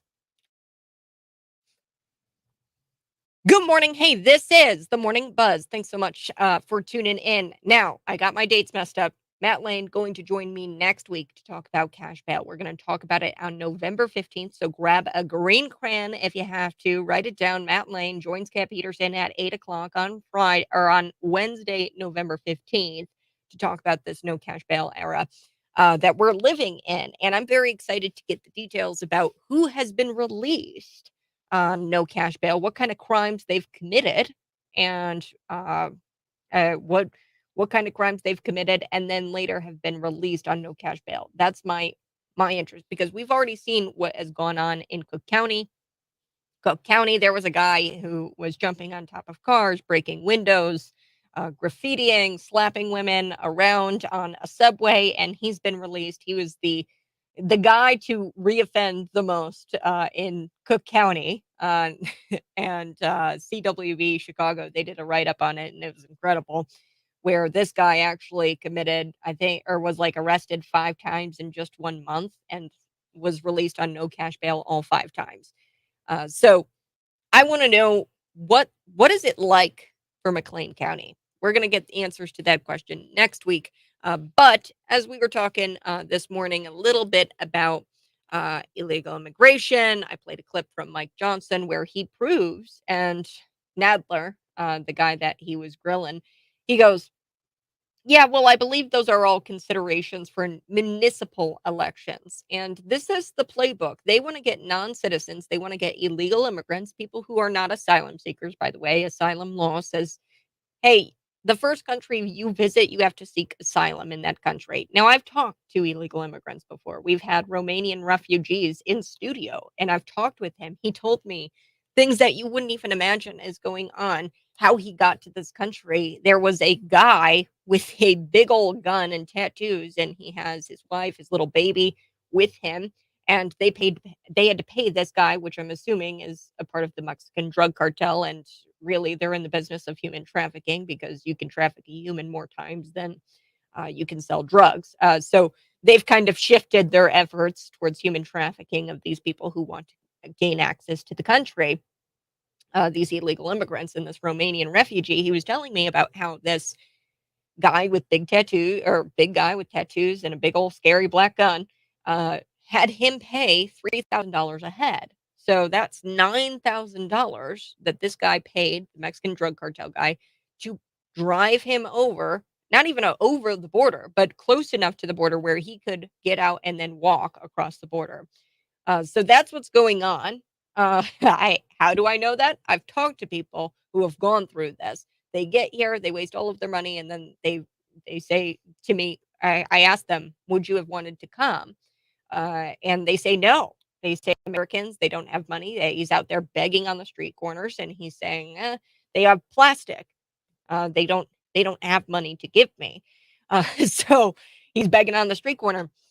And then he looks at me and says, I would have rather stayed home. This was an incredible journey. I've spent all of my money. $9,000, right? $9,000 would probably go a far way much further in Romania. But I'm not saying Romania is a better country than America, but it sure as hell is not going to get any better when all of the people are coming here and wasting all of their money trying to get across the border by paying a Mexican drug cartel guy to get them across the border. Not even across the border. But, having non-citizens vote in our elections. Okay, this is happening. School board races, I told you about Senate bill here in the state of Illinois. Illinois Policy Institute, they did an entire piece on this. I encourage you to go read it. I'll share it. It was in February where this bill was filed by a Democrat out of Chicago, where it has illegal, non-citizens. Let's call them that because they are technically here legally because they have things like work visas or they're on the DACA, they're a DACA recipient. Okay, now that's temporary. It's temporary access to the country. Okay. Now, when you go to France, when you go to Italy, if you were there on some sort of student visa, if you're there on some sort of work visa, is that fair for you to go vote in France in their elections and then come back 6 months later to America and reside here? You are a citizen of America. Is that fair to go vote in their elections and come back and not have to deal with the consequences of that vote? That's the whole purpose of sovereignty. That's the whole purpose of voting. Voting has consequences. And what Democrats want you to get you to believe, and what they're doing, they're attacking democracy, our democratic process, which is our elections, and they are attacking sovereignty. They're trying to say, voting doesn't have consequences. Voting has consequences. It does, and you should live with those consequences. Okay, that's the whole purpose of all of it. I mean, what's the point? What's the point of voting if you're not even going to live with the consequences of your vote? Okay, so that's my point with that. You've got people out there. Oh well, these non-citizens are paying taxes. They should be able to vote. They shouldn't be paying taxes. That's the thing. They shouldn't be residing here in the United States for that long periods of time to where that matters. These work visas, these DACA programs, it's wrong what they're doing.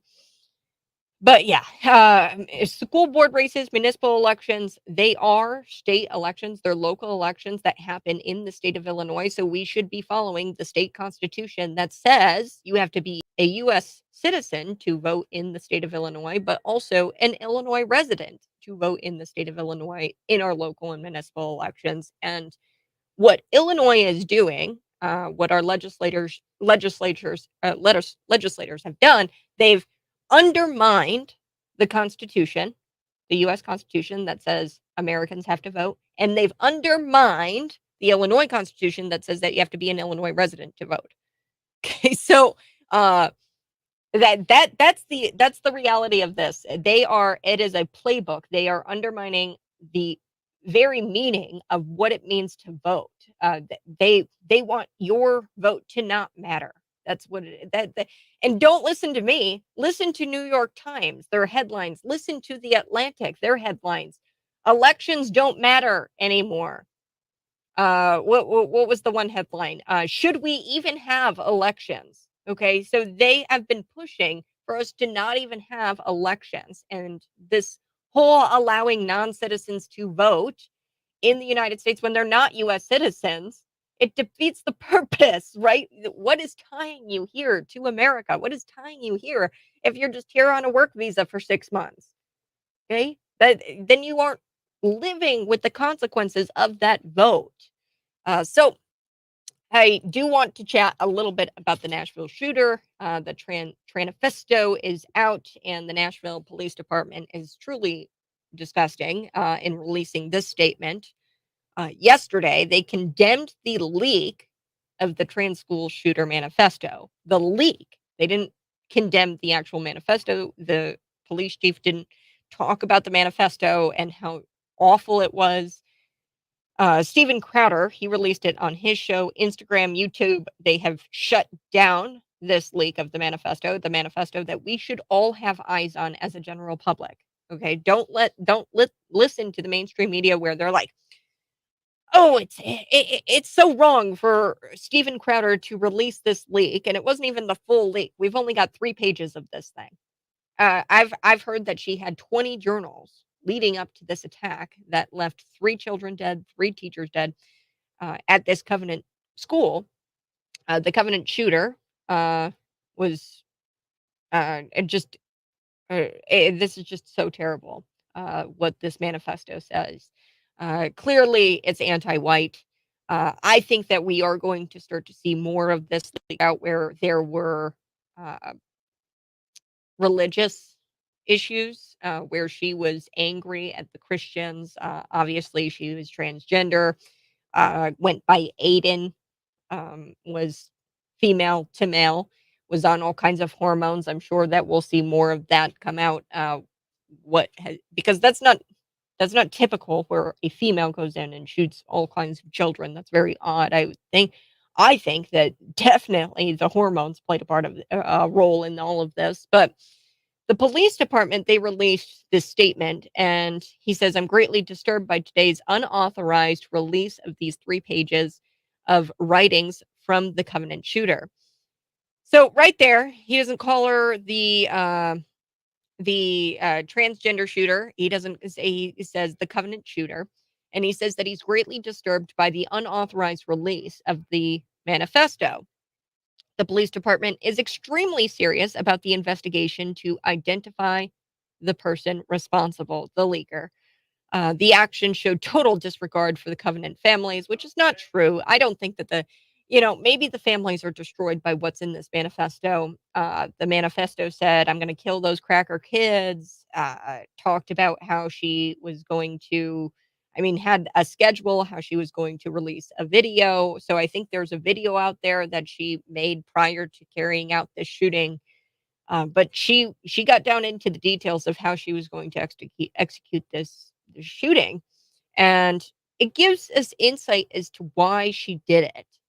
Okay, so we can, as suburbia, if you are white suburbia, you need to equip yourself uh, with the understanding that, hey, there might be more individuals like Audrey Hale out there. She talked about white privilege. She talked about how the kids had khakis on and how they're riding into school in daddy's Mustang, in this manifesto. So she has a clear disdain for, I believe, Christianity. She went to the school. It was probably personal. I think she was believed to know one of the families, one of the children. I think she had a relationship with one of those families. So I think it was more personal. She actually went to that Covenant school. There's going to be so much coming out of this.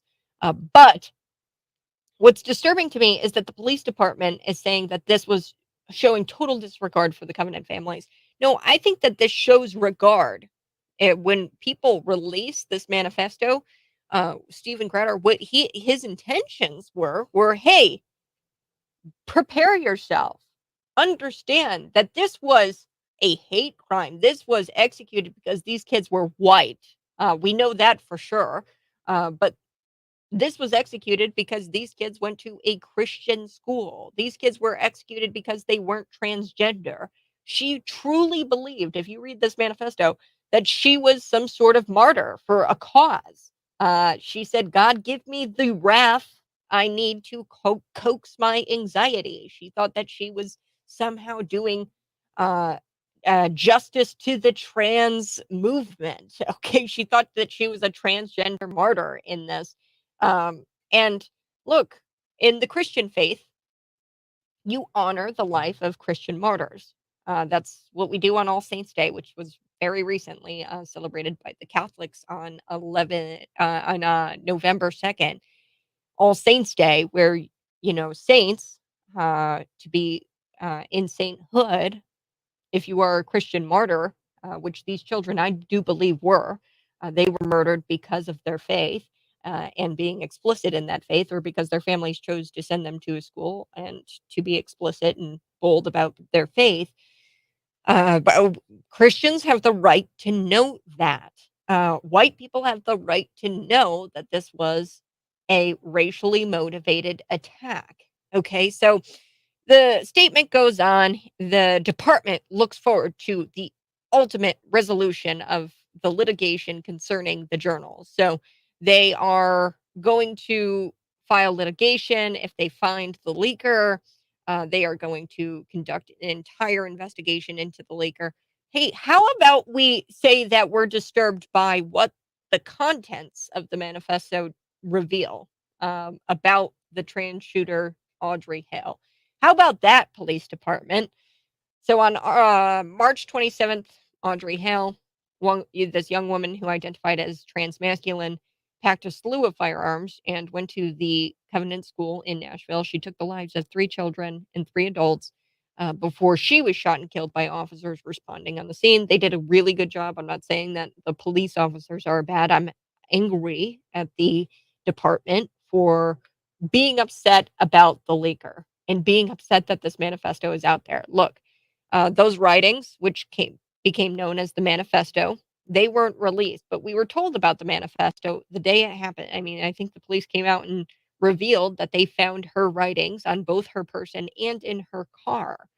Okay, and FOIA requests have been filed, uh, and politicians, journalists, they have demanded for that material to be made public. Audrey Hale was protected because she identified as as a transgender individual. Okay, the police department was protecting a mass shooter who targeted babies who were Christian and white and wore khakis and Nike sports bags.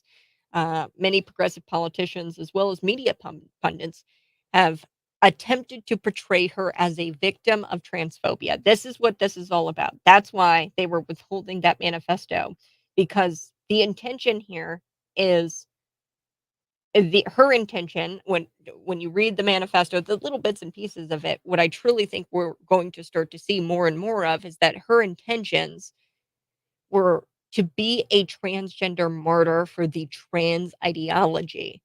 And Crowder obtained these pages. He broadcasted it on his Rumble show. And then the mayor of Nashville, he vowed to investigate how the leak occurred. The authenticity of the materials have been confirmed locally, and the police said that they would look into the leak of the information. The FBI has not commented on it. Like I said, Crowder's show was removed from removed from YouTube. Facebook suppressed the information. Instagram removed the manifesto. They don't want this getting out there because they want to protect a mass shooter because she identified as transgender. That's what this is about. I'm back next. Cities 92.9. We've got a lot of things to talk about. Did you hear Burger King is closing more locations? They're set to shut down between 300 and 400 shops that they've deemed unviable. I also want to talk a little bit about this Jewish man who was killed by these Hamas sympathizers, this Hamas protester, pro-Hamas protester. The sheriff hasn't ruled it a hate crime. But we're going to chat about it here on the Morning Buzz. Find me on YouTube, Facebook, Twitter, and Rumble.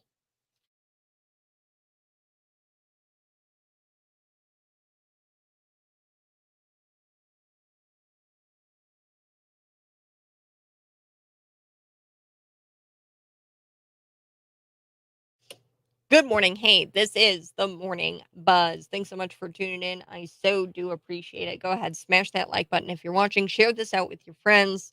Landlords would not agree. Employers would not agree, both of which are here to take consequences. Non-citizens should not be voting in U.S. elections. That's all I'm going to say. I'm going to move on, Dan. But Americans should be voting in American elections. What's wrong with that statement? There's nothing wrong with that statement. Are you a resident in France? Are you a citizen of France? Are you a citizen of Italy? No. Would you go vote in their elections and come back to America? No. And this is an attack on voting and on voting having consequences. The Democrats would tell you that voting doesn't have consequences, and that's what they're trying to portray with these bills, this legislation, the law, where they say non-citizens can vote in school board elections. But non-citizens voting in school board elections, non-citizens who are here on temporary visas, okay, that's how they gain access to the country a lot of the time, or these temporary visas. Now they are able to live in apartments. They are able to um, work for employers. That's fine. But you cross a line when you're voting in our elections and you have consequence and you're not living with those consequences. So we're going to be back in just a little bit, talking a little bit about that Jewish man, the elderly Jewish man who was killed at this pro-Hamas rally. That's next.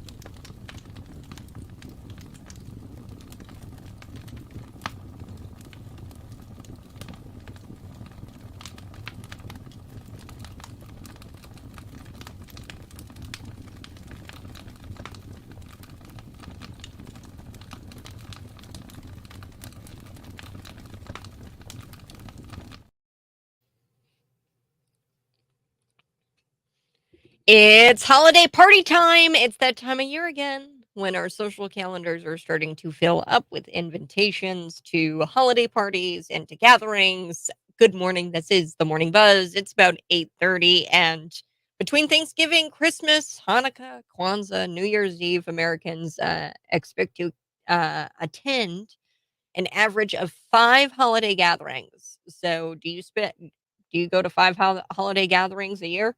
That's the average. So a new poll is out. It says that 74% of Americans say they will be attending a Thanksgiving dinner, and a little less will be attending Christmas dinner. 65% of Americans say they will attend a Christmas dinner. 54% will be going to a Friendsgiving dinner. 66% plan to attend a Christmas party. 54% say that they will ring in the new year at a party. So speaking of gatherings, 'tis the season for parties and special events. How many outfits do you buy for these events? Do you only wear once these outfits? Now, there was an outfit that somebody got me, and I never wore it. We were supposed to go to like a New Year's Eve party or whatever, and it's like a black sparkly dress. And I would, I'm not much of a dress person. I like jeans and a t-shirt and some sneakers. But somebody got me this dress. I never wore it. I didn't go to the party. I'm not much of a party person. I like gatherings and I like dinner for sure. And apparently, many of us are guilty of these wear it once purchases. So I've never even worn this, and I still have it. And the tags are on it. A survey found that 45% of us have outfits in our closet that we've only worn one time, whether it's a fancy dress or a tux for a special occasion or something like that, or a ski outfit. Maybe you bought a ski outfit to go on vacation up to Wisconsin, Canada, who knows? And you only wore it on vacation once. You got a ski outfit and it's just sitting in your closet. You're like, I wonder if I'm ever going to use that again. Uh, yeah, I've got an outfit that I haven't even worn. It's got the tag still on it and everything. I just never went to the party, and even if I did, I probably wouldn't have worn a dress with big old heels, you know? So I never even wore it. It was a black sparkly dress. And I mean, it's cute, it's pretty, it's just not for me. And I never wore it. So still in the closet.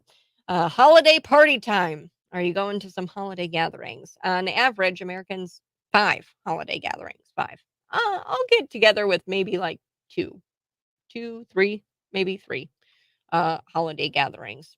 I try to keep it at a minimum. It's a lot. It's a lot to socialize.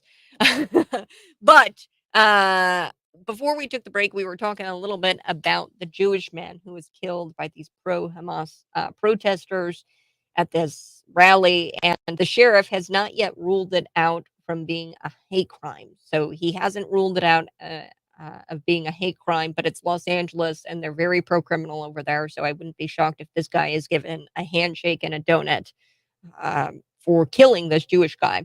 So we're going to get into that. Plus, I do want to talk about the left's latest attempt of a bombshell on Mike Johnson, that he doesn't watch pornography. So the Rolling Stone came out with this revealing report that Mike Johnson doesn't watch pornography. And it's just like, wait a second, let me check my notes here. Wait, he doesn't watch pornography, and you guys are trying to say that that's a bad thing?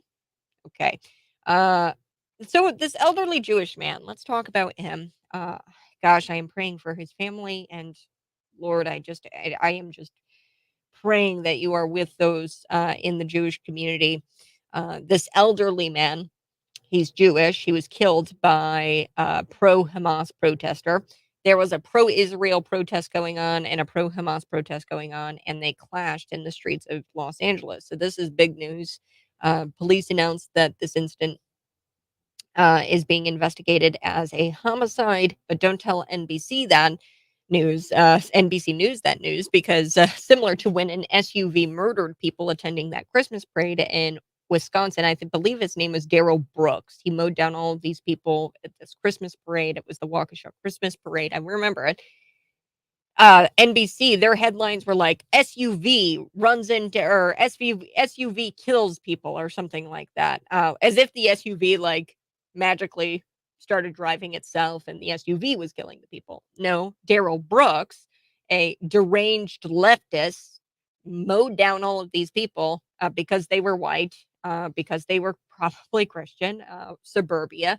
there's been multiple attacks. We just talked about the Audrey Hale attack on these 3 Christian kids and 3 adults at this Covenant school. It's a Christian school. This guy, he mowed down people attending a Christmas parade in Wisconsin. So NBC, their headlines were SUV hits people, or people hit by SUV, as if it was some sort of accident.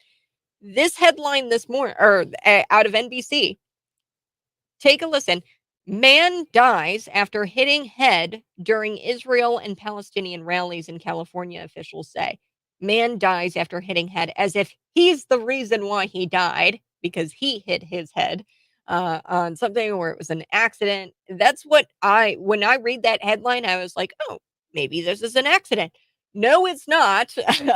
This guy, Paul Kessler, was hit over the head during this rally on Sunday in an LA suburb, and his name is Paul Kessler. He was protesting in support of Israel's right to defend itself then all of a sudden he was struck in the head with a megaphone, which is, ironic. But an unidentified protester who was supporting Hamas and the October 7th terrorist attack against Israel that left 1,400 Israelis dead. This protester struck him over the head with a megaphone, and then he fell to the ground and hit his head off of the pavement and died. Bled out, died. He died in the hospital. But in a statement from the sheriff's department, they said that they determined the cause of death as blunt force head injury, and the manner of the death was homicide. So, also in a statement, the sheriff's office is investigating the incident and has not ruled out the possibility of this being a hate crime. If we are to believe hate crimes are a thing, and I'm not going to get on this rant about hate crimes being a thing, I don't think that they should be a thing. If we're going to say that hate crimes are a thing, a person protesting against Jews attacking and murdering someone who identified himself as a Jew, he was protesting against Jews. He was and protesting in favor of people who are for murdering and attacking Jewish people. He attacked this person who identified himself as a Jew. This sounds like a no-brainer to me. This sounds like a hate crime, right? But it's Los Angeles, and the tendency here in Los Angeles is always to favor the criminal in these criminal cases in the name of equity.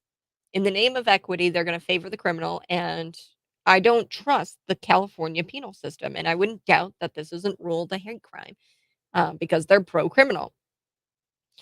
So there's been an increasing number of anti-Semitic incidents across America after the October 7th Hamas terrorist attack, leaving 1,400 Israelis dead. So much so, Joe Biden has actually been laser focused on combating, wait a second, Islamophobia. Oh, yeah, he's combating Islamophobia, not anti-Semitism. And, people are saying, these political observers, critics of Joe Biden and the White House, they're saying that their focus is on Islamophobia because they're worried about his reelection campaign. They're worried about the Muslim voters threatening not to vote for him. And by Muslim voters, I mean white liberal women who vote on behalf of Muslims and feel like they should vote on behalf of Muslims. Now, even with his added focus on Islamophobia, he's still being accused of genocide by those voters, by the liberal white women. They still think that he's committing genocide because he has expressed support for Israel. Not that he supports Israel. He has expressed in some occasions support for Israel. And sometimes he expressed support for Israel. The White House has not yet responded to this homicide here in Illinois. It was a tragic incident where this Islamic boy died. It was a crazed landlord out of Plainfield, Illinois. I'm not saying, that didn't happen or anything like that. That did happen, and it should be condemned. However, Joe Biden addressed that in his national address to the American people, that story out of Illinois. But he has yet to address this elderly man, this Jewish man, being hit over the head with a microphone or with a megaphone and then falling and then hitting his head again on the pavement and dying. Okay, so the White House, you need to respond. You need to respond. I do have to take a quick break, but when we come back, more ahead. This guy, Andy Beshear, he's the Kentucky governor. I want to talk about that because he was recently reelected to this governorship and something happened. I think it was back in April, this Kentucky shooter, and he's a liar, Andy Beshear is. And that's all I really know of him, is that he's a liar. And we've got to talk about it here on The Buzz because he's been reelected as the Kentucky governor. That's next.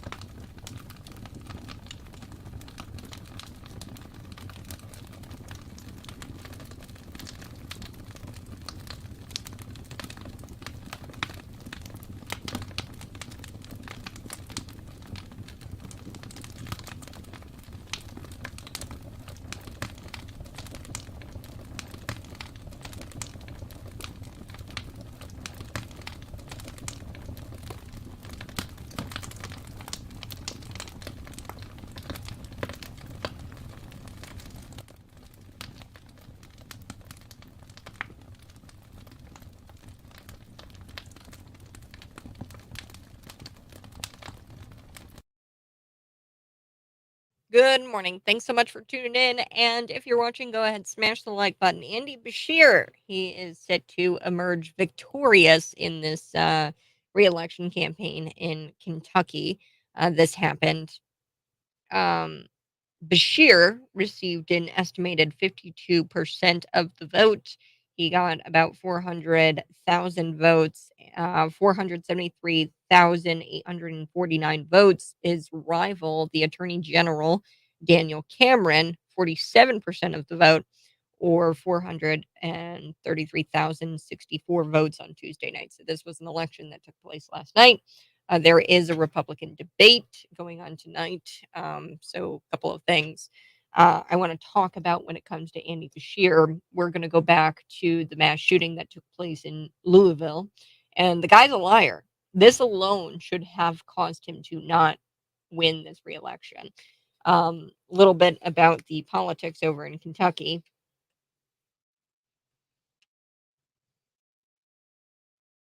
I want to break down the numbers here for you. Okay, so former President Donald Trump, he won Kentucky with a margin of 25. It's a strong margin of 25.9% of the vote during the 2020 presidential election. It's turning blue, Kentucky. So the projected win for Andy Bashir comes now, and it comes after what happened with this Louisville shooter. I do want to talk about that here on the Buzz.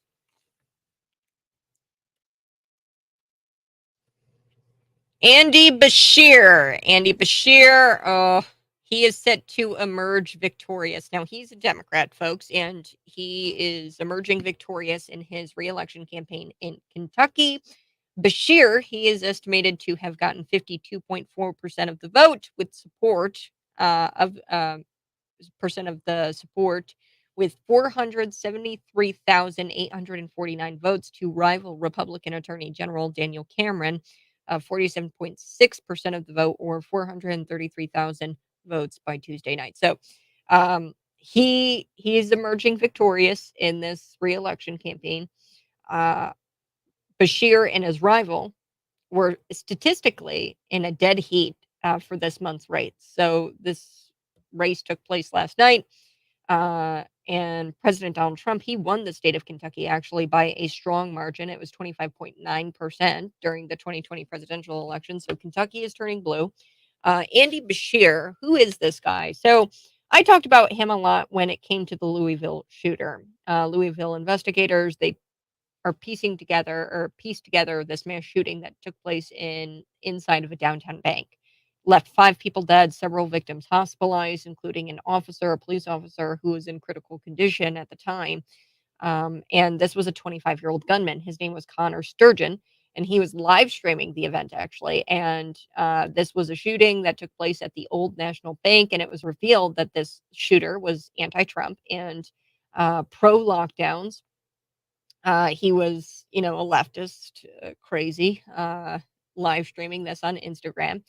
And he was still running when police got to his body. This live stream was still running when the police got to his body. He was, shot.